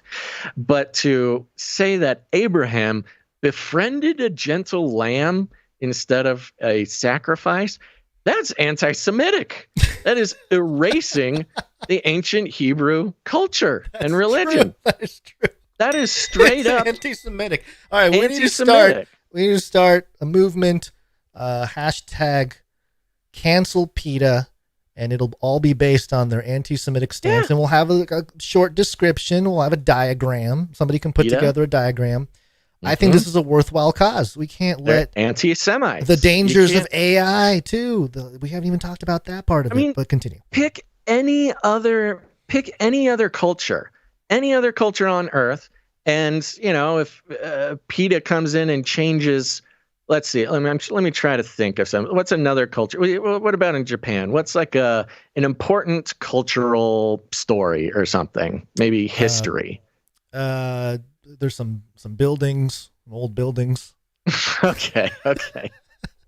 Well, I'll say this. So, like my ancestry, the Vikings, they, rode on ships to do their thing, right? Yeah. That's like coming in and saying, no, don't worry. We rewrote the book. Vikings weren't on ships. They had electric vehicles because that's what makes them super. I don't know. That's not even offensive. The anti-Semitic thing is more offensive. You get the point. Quote. See, and here's the thing. They don't even understand that it's anti-Semitic, what they're doing, because they're thinking of the Bible purely in a Christian context. They know nothing about the Bible. Right, and they try to make it nice with a gentle lamb. They're trying to appeal to the Christian, like, oh, it was a lamb. They think it's strictly a Christian book, a Christian story, a Christian history, and they don't even realize that they are literally using AI to rewrite, Jewish history and tradition to erase the Jews with their AI rewrite. I'm just saying PETA did it, folks. I didn't do it. Here's a quote. The Bible has long been used to justify all forms of oppression, so we've used ChatGPT to make it clear that a loving God would never endorse exploitation of or cruelty to animals. So now they're just sort of speaking to the characteristics of God, just out of nowhere, just from their own beliefs. Says PETA President Ingrid Newkirk, quote, "It took God only 6 days to create the entire world, but we realized it would take us years to rewrite the whole Bible, which is why we've started with just the first book." Look, it's AI. It could rewrite the whole thing. AI could do it in an afternoon. Yeah. What are you talking about? Another revised passage is in chapter 21. Before you go on, she's saying she can't read everything that the ChatGPT spits out. She needs more time to read. They couldn't check it, right? Yeah, she couldn't check it. AI could read it, but they couldn't have a human check it, probably. I mean, they have never read the Bible a day in their life. That's what I'm saying. They know that it's a big task, and then, we'll do Genesis, but let's see how this goes before we go on to something else. Another revised passage is in chapter 21 when Abraham and Sarah, who according to the original Bible were 190 years old, respectively, when they conceived their child, Isaac, add to their growing family by adopting a dog named Herbie. Quote, "As they walked with Herbie, Sarah and Abraham thought of the importance of adopting dogs from shelters and rescue organizations rather than purchasing them from breeders." PETA's version reads, quote, "They spoke of how buying a dog or cat from a breeder or a pet shop contributes to the companion animal overpopulation crisis, as countless dogs and cats in shelters await loving homes while breeders continue to produce their puppies and kittens for profit." I'm shocked. Yeah, it's again, and Abraham and Sarah and the conception of excuse me, my mute button is gone because it was creating a buzz. But again, erasing the conception of Isaac, which is like an enormous importance to the lineage obsession of the ancient Hebrew people, where lineage was everything. And now I can't quite tell if they're replacing Isaac with a dog named Herbie. No, I think they're adding a dog named Herbie. I think they're adding Herbie because they're old and they want more of a family. I have no clue where this is coming from. What is the absolute madness? And look, of course they knew, and part of their reason for doing this is to be inflammatory. Trigger Christians. Trying to specifically trigger Christians. So let me be clear. We are not bringing this story to say we are triggered and y'all should be triggered. I am bringing this story because this is anti-Semitic and should be investigated by some sort of civil rights group. Now, PETA is no stranger to breaking the law in the past. They have eco-terrorism. They do lots of illegal things. They're basically an organized crime syndicate. But in this case, they are an anti-Semitic organized crime syndicate. They are like the Nazis or like KKK. I don't know what other organized anti-Semitic crime syndicate I can compare them to, but they did it themselves, and it's working. They got on this show, didn't they? The publicity is working. But I do, yeah. I was gonna say they're so into their animals. They defend them so much that they have gone overboard, and now they are offending. They're violating the most gruesome cultural rules. Yeah, in terms of racial discrimination. When will they go too far? Because they've gone too far, I'd say. And it's interesting. They even admit there, like in the story, about how, the Bible has been used to justify lots of things. And I will say this, many Christians throughout history, we were the first ones to rewrite Bible passages or to misinterpret them for our own political gain. Yeah. I can admit that. We can all admit that throughout history, there have been times when Christians have, rewritten the Bible, reinterpreted the Bible specifically for their own political gain. And so PETA is stooping down to the Christians' level that they, tend to at least disagree with. And they've gone too far. They've gone too far. Only Christians should be allowed to rewrite the Bible in some sort of impotent attempt to justify, horrible political views. When PETA starts doing it, they've gone too far, guns.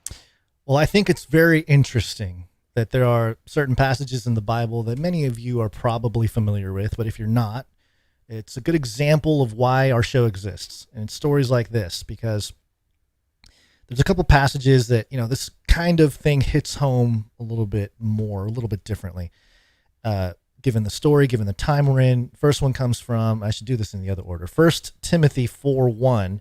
It says, now the Spirit expressly says that in later times, some will depart from the faith by devoting themselves to deceitful spirits and teachings of demons. And so you talk about Elon saying that AI is summoning demons, right, and tie that to the fact that PETA is using AI to rewrite the Bible. You can kind of make the connection there, and to tie it together, you have 2 Timothy 4:3. For the time is coming when people will not endure sound teaching, or sound doctrine, as some translations say, but have itching ears. They will accumulate for themselves teachers to suit their own passions. Oh my goodness. There it is. Chat GPT in 2023. Can you imagine that? A passage from thousands of years ago just resonates straight to the core of what this story is. It's unbelievable to me, but that's why we're here. This is the pattern that we've identified, is like all these Bible passages that are been around for centuries. All of a sudden AI hits us and you read it and you're like, wow, okay. All right. I guess it has transcendent application from generation to generation. And it just took one specific technological achievement to bring that prophecy to bear. Yeah. I mean, it's really interesting. Of course, we've been talking about AI for over a decade here, and it was all conspiracy theory and fringe Christian crazy podcasters until literally one day, 3 months ago, when ChatGPT was opened up to the world, and then boom, you have the fulfillment of prophecy. It's really interesting. And it happened overnight. And it's not even just crazy people on internet like you and I, Basil, yelling into the microphone saying this. It's actually coming from people that do believe that they're creating gods or they're ascending or whatever it is. Right. Timesofisrael.com from a month ago here. Yuval Noah Harari, everyone knows about this guy now. He's an Israeli scientist, author guy. Warns AI can create religious text, may inspire new cults, basically saying that AI is going to create its own sacred text that will have its followers, both robot and human, probably. And that's what's going to happen. We're going to create new religions, better religions. And that also speaks to the whole idea of itching ears and, going away from sound doctrine and following doctrines of demons. It just seems like it's all sensible. I don't know, rational to kind of put all those things together. But Maybe we're the crazy ones, Basil. I don't know. I don't think so, but it's just some. We always have been. We always have been, Gons. But we wouldn't be able to perpetrate our lunacy if it weren't for the producers, and they come in many shapes and forms, and I think we should thank them. That's a great idea. I think we should do that. Value for value. We take no money from corporations, commies, or cartels. That's right. We're here. We're only still here because of you, dear producers. You can produce with your time, your talent, or your treasure. Lots of ways to do it. And we'll start by thanking some of our producers who came in to support financially. You ready? Yes. Yeah. These guys, everybody give all these folks a rousing round of applause. We had a few people come in after I sent out the email, so we got that extra $40, Guns. All right. Don't worry. I think we can pay the babysitter this month. Great. Okay, let's start out. Let's see. We did not no executive producer for today. Wow. So yeah. It's okay. We're puttering by, and that's okay. But we had some other producers come in, answer the call to help pay for the babysitter, starting with Sir Marty K, Not of the Wrong Timeline. All right, Sir Marty K, thank you very much. Thank you very much, Sir Marty K, Knight of the Canary Cry Roundtable. Comes in with $33.33. Aha. Yep. Not ready for that one. No. 33. Illuminatus. And a message came from Sir Marty. He says this: "Hey fellas, here are some dollars to the child supervisor account. Thank you. I found this lecture. It's called The World in 2030 by Gonzo's fellow countryman, Dr. Michio Kaku, from the 28th of October, 2009. It's pretty funny to watch nowadays, so I was wondering if you would share the link in the chat if anyone else is interested in seeing his predictions for the future." Sure, I will pop that into the chat right now. It's a YouTube link. It's not letting me send a YouTube link in the chat. Is that me, or is that a thing? I don't know which chat are you talking about. I'm dropping it in Rumble. Okay, I was doing it in the Restream chat. Sometimes they don't like. I don't know what's going on. You put it in there. But yes, thank you very much, Sir Marty K, Not of the Wrong Timeline. Help and pay out for the child support today. Remember, $33.33 is the perfect amount to pay for 1 hour of the child support for the two babies over there in the Shimura household, which makes the Canary Cry supply drop that much more prescient. You can sponsor 1 hour of childcare a month by joining the supply drop, or just send it in like Sir Marty. Thank you very much, Sir Marty Kane, Out of the Wrong Timeline. Thank you, Sir Marty. Next up, we've got producer Lucas H. Lucas H. Yeah. Thank you, Lucas H. Yeah, Lucas H comes in with a nice round number, so we won't disclose that, but thank you very much, Lucas H. Appreciate it. Next up, we got Michael R. Michael R, thank you. Yeah, Michael R comes in with $13. Thank you very much, Michael R. Is that considered an even number, or is that weird? I think 13 is a reading number, readable number, If it ends in like 5 or 10, if it's on the 5 or the 10, I consider that a nice round number. But 13, somebody could be sending some sort of message there. Thank you, Michael R. Thank you. Next up, we've got producer Jacob B. coming in with 1111. 11. And he's on a 5-episode streak. Thank you, Jacob B. Very much. Yes, and a note here. Thanks to Nancy for Friday's pre-show prayer. And thanks to Basil and Gons for including it in the RSS, as I am one of the silent majority of the podcast listeners, minus the silence. Also, I was activated at the sound of Carmen. I am ready to comply. Yes, we've activated the Christian teen MK Ultra program from the late 90s. I'm glad you enjoyed. I was really hoping more people would make the clip of you dancing. Yeah, go viral, but I don't know. It's just we're just gonna have one day we're gonna go crazy viral, and we're just gonna have all these gems of craziness clipped everywhere all over the internet. It might be better this way because now we have a whole treasure trove of content over a decade now that if somebody finally does find us, yeah, maybe we don't get a bajillion views on one video, but there's a lot of things to explore for each and every individual who finds what we do here. Thank you very much, Jacob B. Thank you, Jacob B. Sorry. Next up, we have Sir Guthbrander. Guthbrander, sir. That's right. He came in, joined the supply drop, but also came in for 1111. 11. Thank you very much. Comes in and says, hey, Canarians, Sir Guthbrander here. Partly helping out the babysitter fee, hoping other members will fill in the gap. As a knight, I felt the duty to respond when the need was identified. Love you guys. God bless. Well, isn't that just the attitude of the knights and dames we're looking for? We really appreciate that, Sir Guthbrander. Yeah, thank you very much. Yes, and the 1111, that's, what is that, a third of an hour? That's 20 minutes. It's 20 minutes of babysitting. Thank you very much. There you go. Next up, we got producer Jared F. Jared F. Coming in for Pocket Full of Eights, 888. And he says here is my song link, Pleading for Apocalypse. And it's a Spotify link. That's interesting. I don't know how. There's some gaps, and I am unable to open gaps the page. In the link. Yeah, the gaps in the link, but I fixed the gap, but it did not work. Still not opening though. Yeah. Okay. All right. Well, thank you very much. Let me erase the tracker on that. Hold on. Actually, I shouldn't erase the whole thing, but give me a second. Jared F has a link. Okay. Well, maybe people can just search for it. What is it called? Let's see. Oh, I'm opening a link. Oh boy. I can't guarantee what will happen next, folks. Here's my song. It's giving me a 404s and heartbreaks. Oh no, that's heartbreaking. Yeah.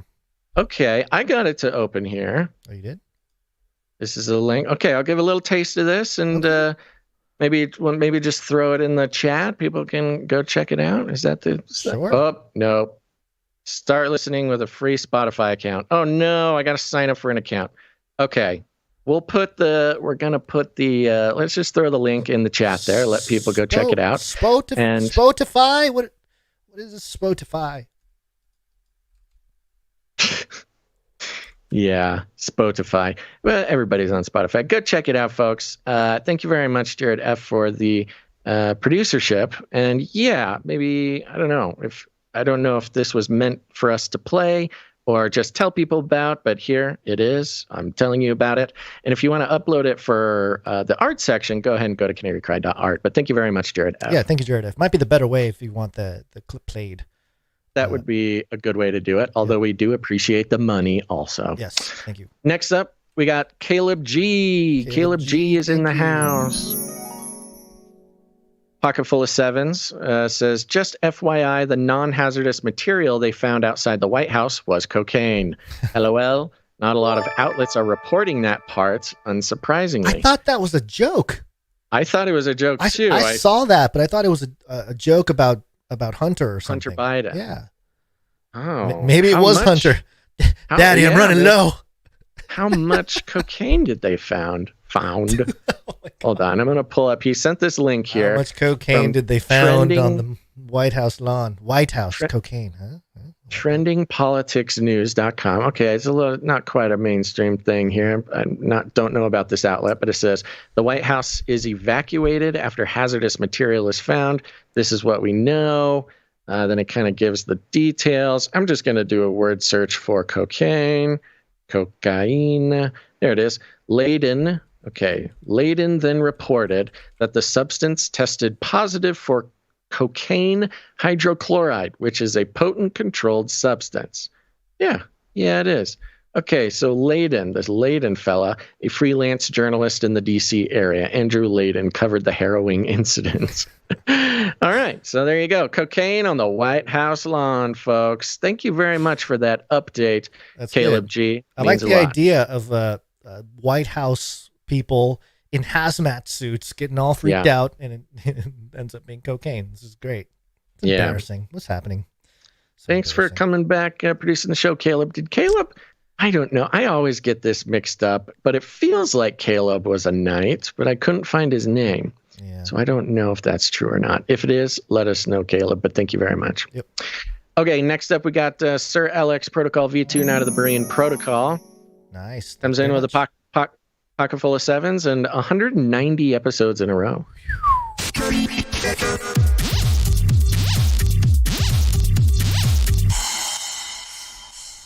Thank you very much. Thank you very much. Okay, that concludes our list of financial producers who came in over the amount of 777, which allows them to have a night read on the show. We got a few people who came in under that amount. There are streakers. Let's thank them now, starting with Sir Casey the Shield Knight, 317 in a row. Thank you, Sir Casey. Veronica D, 279. Thank you, Veronica D. Sir Scott, Knight of Truth, 306. Sir Scott, thank you very much. Dame Gale, Canary, Whisperer, Lady, and X's and O's, 279. Dame Gale, thank you. Sir Moore of Night of the Burning Chariots, 248. Sir Moore, thank you very much. Thank you very much. That concludes our list of financial producers.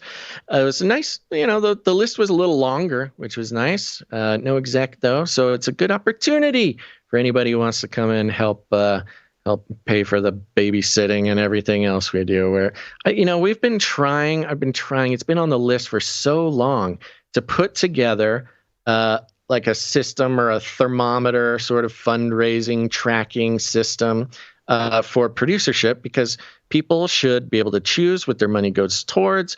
They should know, what the need is, things like that. And we have been trying to implement this for quite some time, but this babysitting thing really is a great start. So if knowing that goal for everybody is helpful, we'll keep moving forward on some of the other options, and maybe on canarycry.support, you can see, where the goals are, if goals are being met, if there's certain projects or accounts that need any help, and hopefully that'll give producers a more sort of transparent view of what's going on over here, where the needs are and stuff like that. So thank you very much, everybody who specifically came in to help with the babysitting. It means a lot. Yeah, thank you very much. We truly do appreciate it. And are you ready to move on and thank some producers for their talent? Yes, let's do it. Okay, here we go. We're going to start with audio production. Audio production.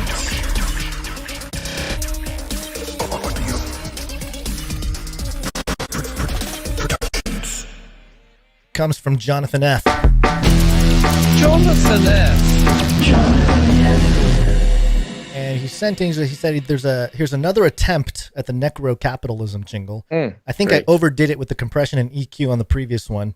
And yeah, it sounds a lot better. Here's the new one. Capitalism. Kind of comes at you fast still, but did you hear it?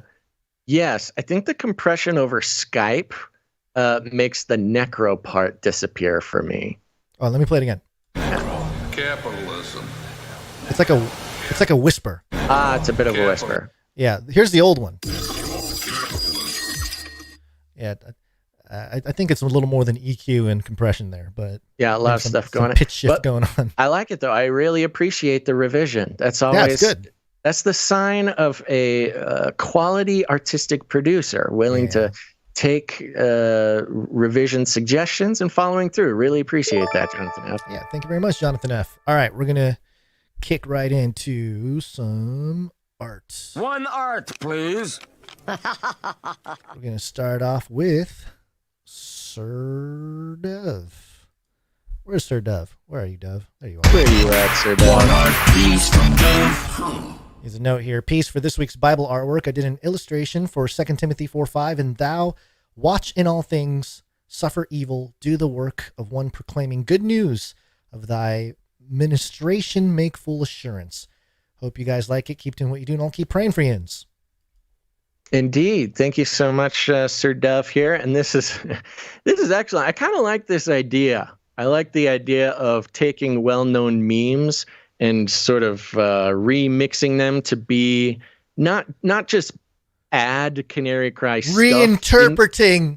We're going to do our own Chat GPT back at the culture. Yeah, Dove took and retranslated this meme using Canary Cry symbology here. So this is the one with Drake in his big puffy jacket, and the first cell, he's like putting his hand up saying no to these things. Yeah. And the second one is like, I like those things. We all know the meme format there, but instead of Drake, it's a Canary Man. So it's just fully translated into Canary Cry universe. I appreciate that. And yes, the first cell here, Drake, Canary Drake is saying no to the news, CNN, Fox News, and NBC.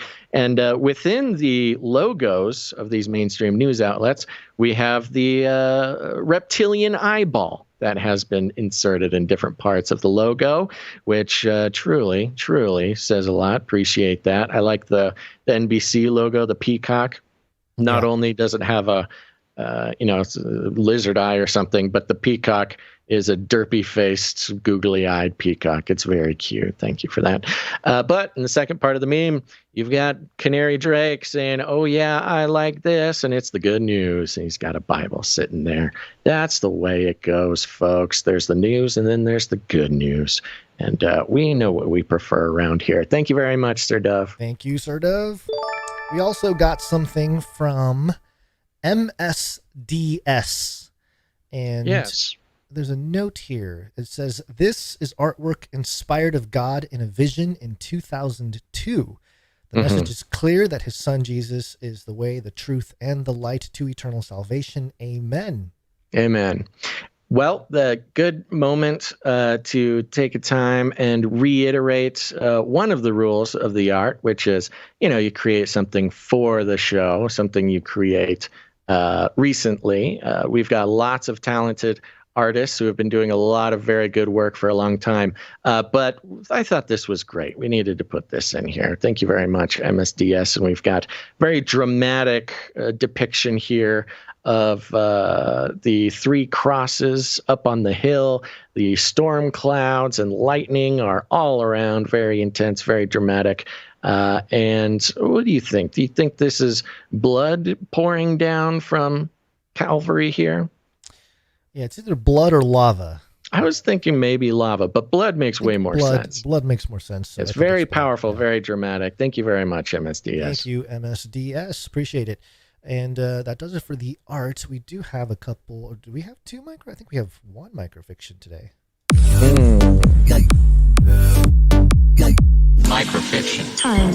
Microfiction. Don't think Runk Smash got one in. Maybe he did late. I would have to check. I don't know. Let's see. I'm seeing one from the 26th, unless he just sent it to the Proton Mail, which I'm not plugged into right now. But why don't we do the one from Stefan S. and we'll do a quick check at the Proton Mail.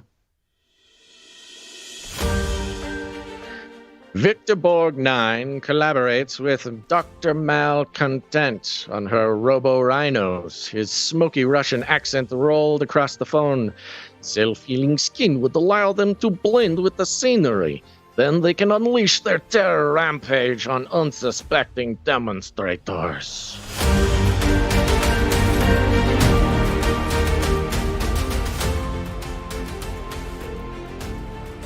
Yeah, I like Victor Borg 9.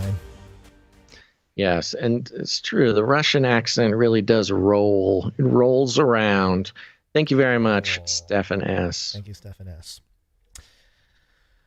I don't think Runk Smash has one in, but browsers aren't opening really quickly, so I got it. Oh, you got it? Of course. We'll always catch up. Yeah. Now, let's keep moving. All right. Well, I think that's it for the producership. So thank you very much for everybody who's either supported us with your treasure or your talent. And one way you can submit your talent, you can go to canarycry.art. It's where you can upload your artwork. You can upload music as well, I believe.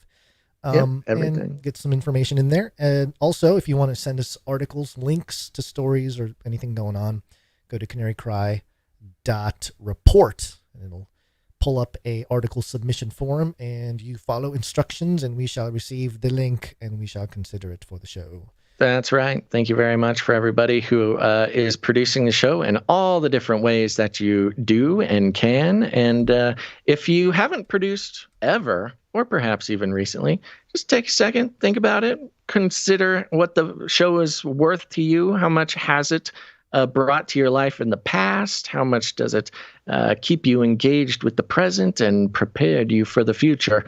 And the great news is you can just put whatever number is right for you on there, all things considered. But It's the only way that the show keeps going is value for value. So appreciate it, everybody.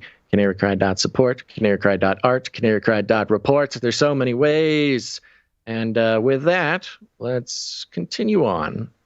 Shout out to people on Kick. I see 16 followers and 8 people watching right now. Ooh, we got some followers over there on Kick. Okay. Yeah. Oh, good time to remind everybody on Rumble, remind everybody on YouTube, wherever you're watching today.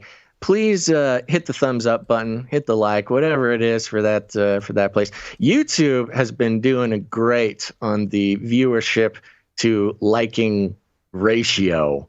YouTube, you guys, we give you YouTube peoples a lot of guff, but you know how to hit a thumbs up button.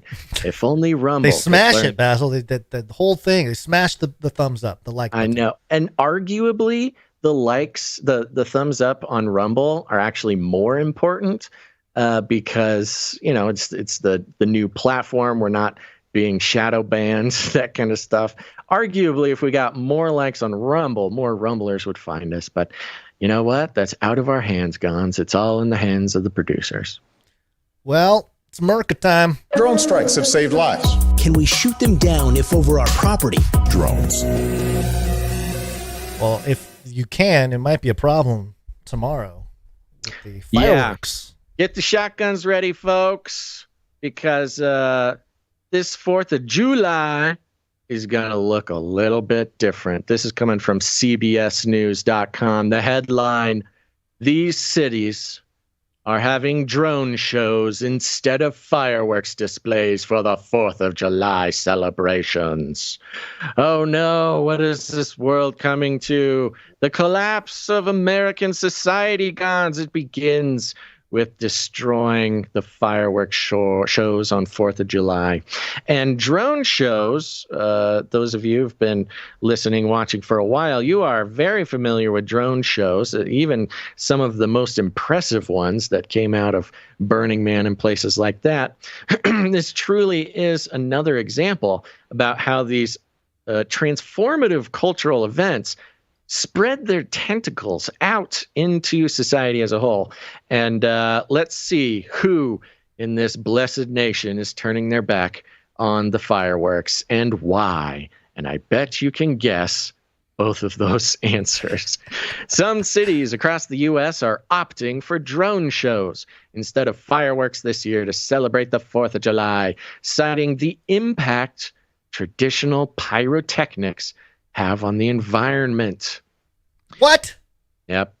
Salt Lake City and Boulder have joined cities like Lake Tahoe. That's Tahoe, not a city, but okay. It's Lake Tahoe is just a lake. There are cities around the lake, but okay.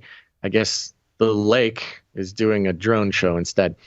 Salt Lake City and Boulder have joined cities like Lake Tahoe, which is celebrating its 2nd annual drone show this year, substituting loud, bombastic rockets with the quieter, environmentally friendly drones. There's what?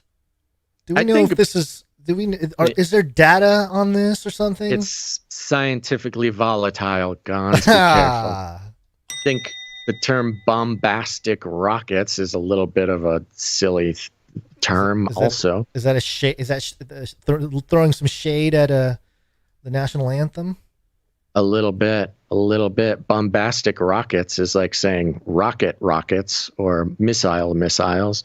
But it goes on. What is a drone show? Drone shows are aerial displays that use a fleet of drones, each fitted with brilliant LED lights to create patterns, shapes, and animated scenes in the sky. It says CCs. It does say CCs. SCECES. Weird. Animated CCs. An alternative to traditional fireworks, the drones offer a customizable form of entertainment, according to the drone company Sky Elements. Okay. How do we not sound like Skynet? Sky Elements? sky elephants. Drone shows have an advantage over fireworks for communities concerned over forest fires and other environmental impacts. Rick Boss, the president of Sky Elephants drone shows, told CBS News. Compared with fireworks, he added, drone shows present significantly less risk. I think that is arguable. You're using 1,000 made in China little lithium bombs with spinning death blades flying, over a crowd. I could think it could be arguable that this is less risky. Quote, less risk of fire, less risk of damage, less risk of injury, he said. When performing a drone show, we ensure no one is within our safety perimeter should a malfunction occur. Yeah, I mean, that's kind of how the fireworks work, too. You make sure nobody is in the safety perimeter, but okay. I'm a little taken back by the guy's name, Rick Boss, B-O-S-S. Yeah, he's the boss. Rick is short for Richie, or Richard, right? Which is another way. There's another word name that but also his name is Rick Boss. He's the boss of Sky Elements drone shows. That's right. Do you think he plays that? If somebody's like, who's the boss around here? He's like, I'm the boss. Rick it's boss. A fake name, CIA agent, fake CIA name. This is some sort of psyop. Instead, they're not just getting rid of fireworks because of some sort of fire danger. They're getting rid of fireworks much like the reason they got rid of all the birds in the 70s, because they want to replace it with government spy drones. And that's exactly what this more is. Literal this time. Each one of these little drones is going to have a suite of tracking capabilities to facial identify, intercept communications, hack into the bank accounts of every person who is within range of the beautiful drone show. The Texas-based company, known for its performances at the NCAA Men's Final Tour and the Grammys, It's okay. You don't know sports ball. Go ahead. Has done over 500 drone shows with zero safety issues, Boss said. He's the boss. I do like how they are zeroing in on this safety thing. Quote, drones leave no smoke or debris behind when performing. It's a little presumptive there, Mr. Boss. I'm sure there are certain circumstances in which your drones would leave a lot of smoke and debris. Perhaps somebody flying their own drone into your perfectly I wonder what they do. I wonder what they do if there's certain things entering their airspace. Do you think they shoot them down? What do they do? It could be like a little terrorist drone. It doesn't even need explosives or anything. Right. It's just you fly your own drone into their swarm. It's a chain reaction. You take one out, that one takes out another one. Soon you've got thousands of spinning blades of death falling. There's no Iron Dome? They don't have a laser system or something to shoot down? Smoke and debris everywhere.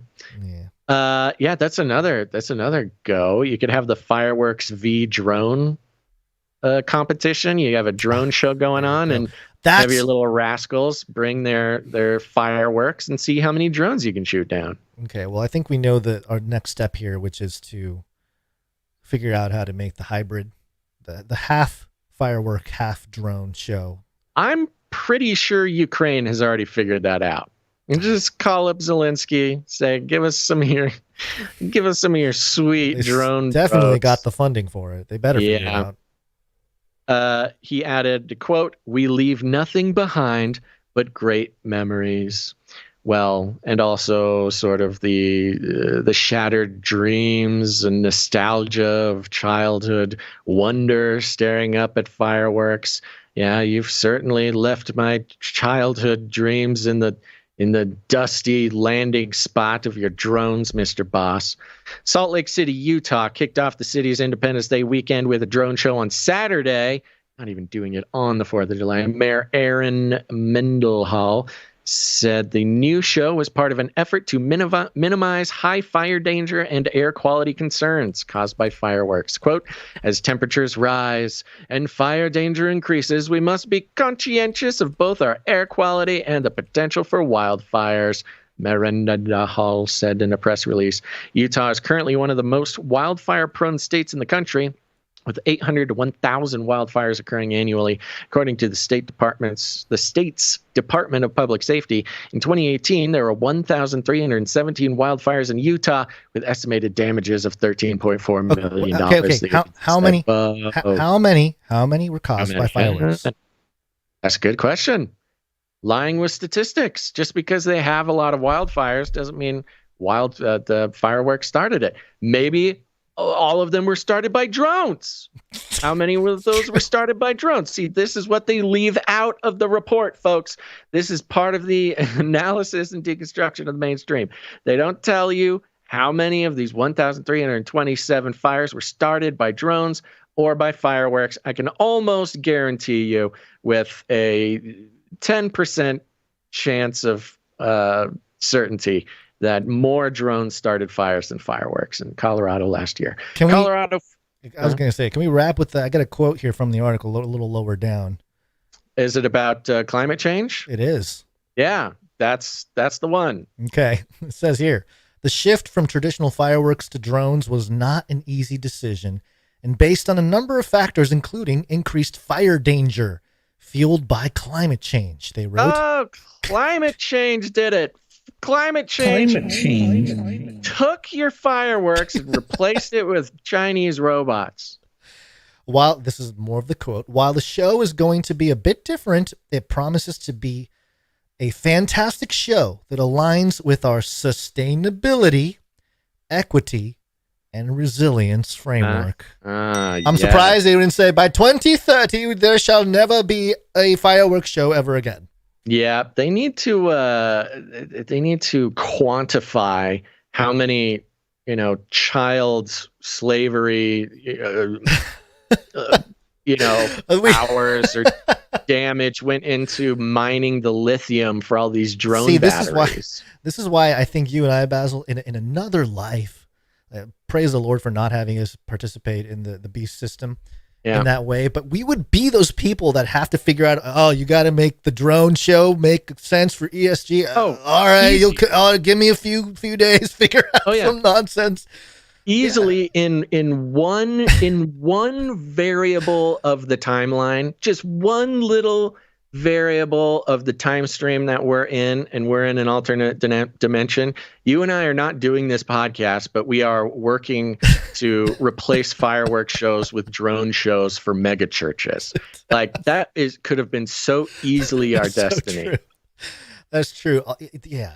I don't even want to think about what might be going on out there now with implementations by churches and the advancement of technology. Oh, for sure. If we are still working at mega churches, we would be putting on our own drone show. Show, our own AI. Man. Yeah, right. Yeah, I know. Okay, Pastor, we can AI your entire catalog. We can just AI it. Man, honestly, AI would have put me out of a lot of work I did for that church. So I'm glad that timing worked out the way it did. Yes, so of course it's climate change that is making this the most important thing. It does, to be fair, come out and say that, some people are not very excited about this. Then they talk more about climate change and wildfires. It's all about fires, and then they do mention some cities who adopted the high-tech drone displays in recent years have had to switch back. Parker, Colorado had a drone show in 2022, but they've moved back to fireworks. Kind of like all the cities who stopped prosecuting crimes like San Francisco and places like this that are now sort of crime-ridden because of the district attorneys not prosecuting certainly a lot of violent crimes, but other crimes, drug crimes. Much like that, a lot of these drone cities had to change back because switching over to drones just, created a crime wave, and all these people started committing crimes. So they go back to fireworks. You got to strike sort of the fear of God back in people. A few hundred explosions every 4th of July will remind people to be a productive member of society. That's just my theory. I don't see that here, but that's my theory. The signature crackle and explosions is definitely one of the missing aspects of the ongoing drone shows versus fireworks debate, Sky Elements' boss told CBS News. That's why they always recommend a soundtrack to go along with the drone show to help fill in for the missing booms. Don't they already have soundtracks? Yeah, the soundtrack to a drone show is it's not very awe-inspiring. I like to think that they just play the sounds of fireworks.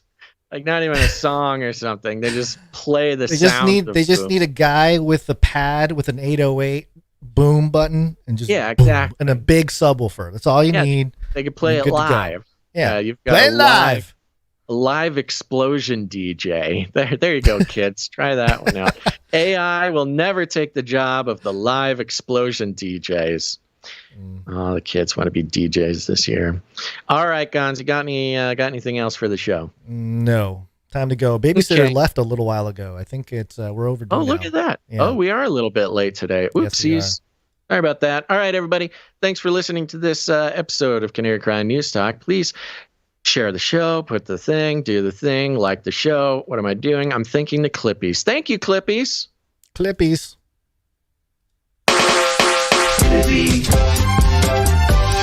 Clippies on those videos. Thanks. That's right. Go follow the Canary Cry Clips channel on YouTube and Odyssey, and more to come. It's my fault. But thank you, Clippies. And thank you to the timestampers. Timestamp. Why is this so difficult today? I don't know. Timestamp. It's hard work.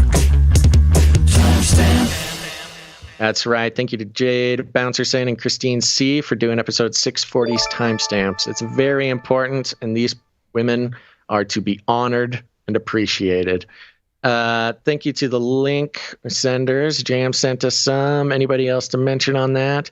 Remember, you can go to canarycry.report to send us some links.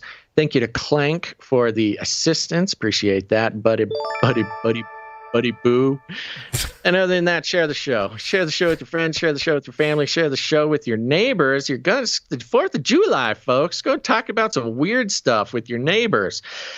And you can bring up the fact that you can be so grateful as an American that your city is still having fireworks displays, and that a lot of unfortunate sort of Democrat-led sort of crime cities are moving to drone shows, and your neighbors will be a little confused, but then you can tell them about the show and I don't know, something about drones. You get the point, folks. We got to get out of here.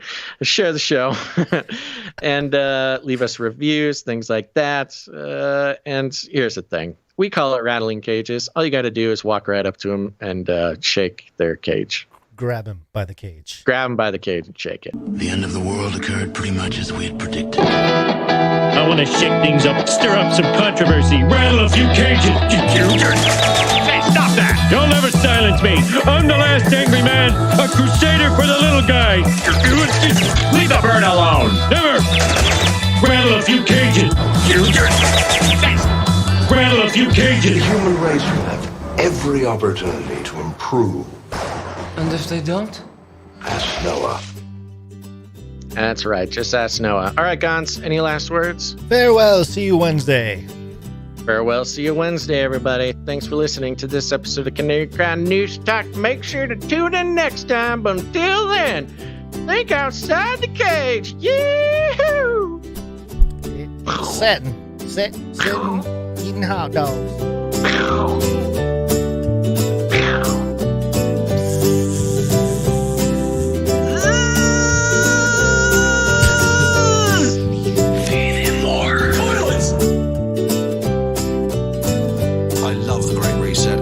Watch out for UFOs. Give me a break. I'll keep you warm and safe and my people too. They love killing. This is the United States of America, for God's sake. I've ordered more pills than anyone in the world. We will hunt you down and make you pay.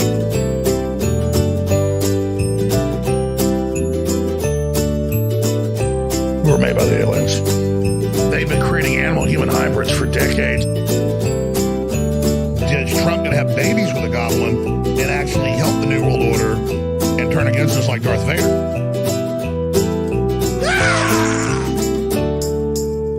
Remember, reality is an illusion. The universe is a hologram. Buy gold. Bye! Bye. I'm out of here. Bye. Canary cried, I suppose.